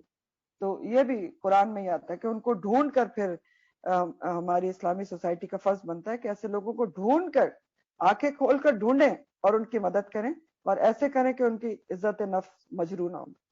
سورہ البقرہ آیت نمبر 273 ہے, 273, تعرفہم بسیماہم لا یسألون الناس الہافا, کہ تم ایسے لوگوں کو چہروں سے پہچان لو گے جو مانگتے نہیں ہیں لیکن چہرے بتائیں گے نا.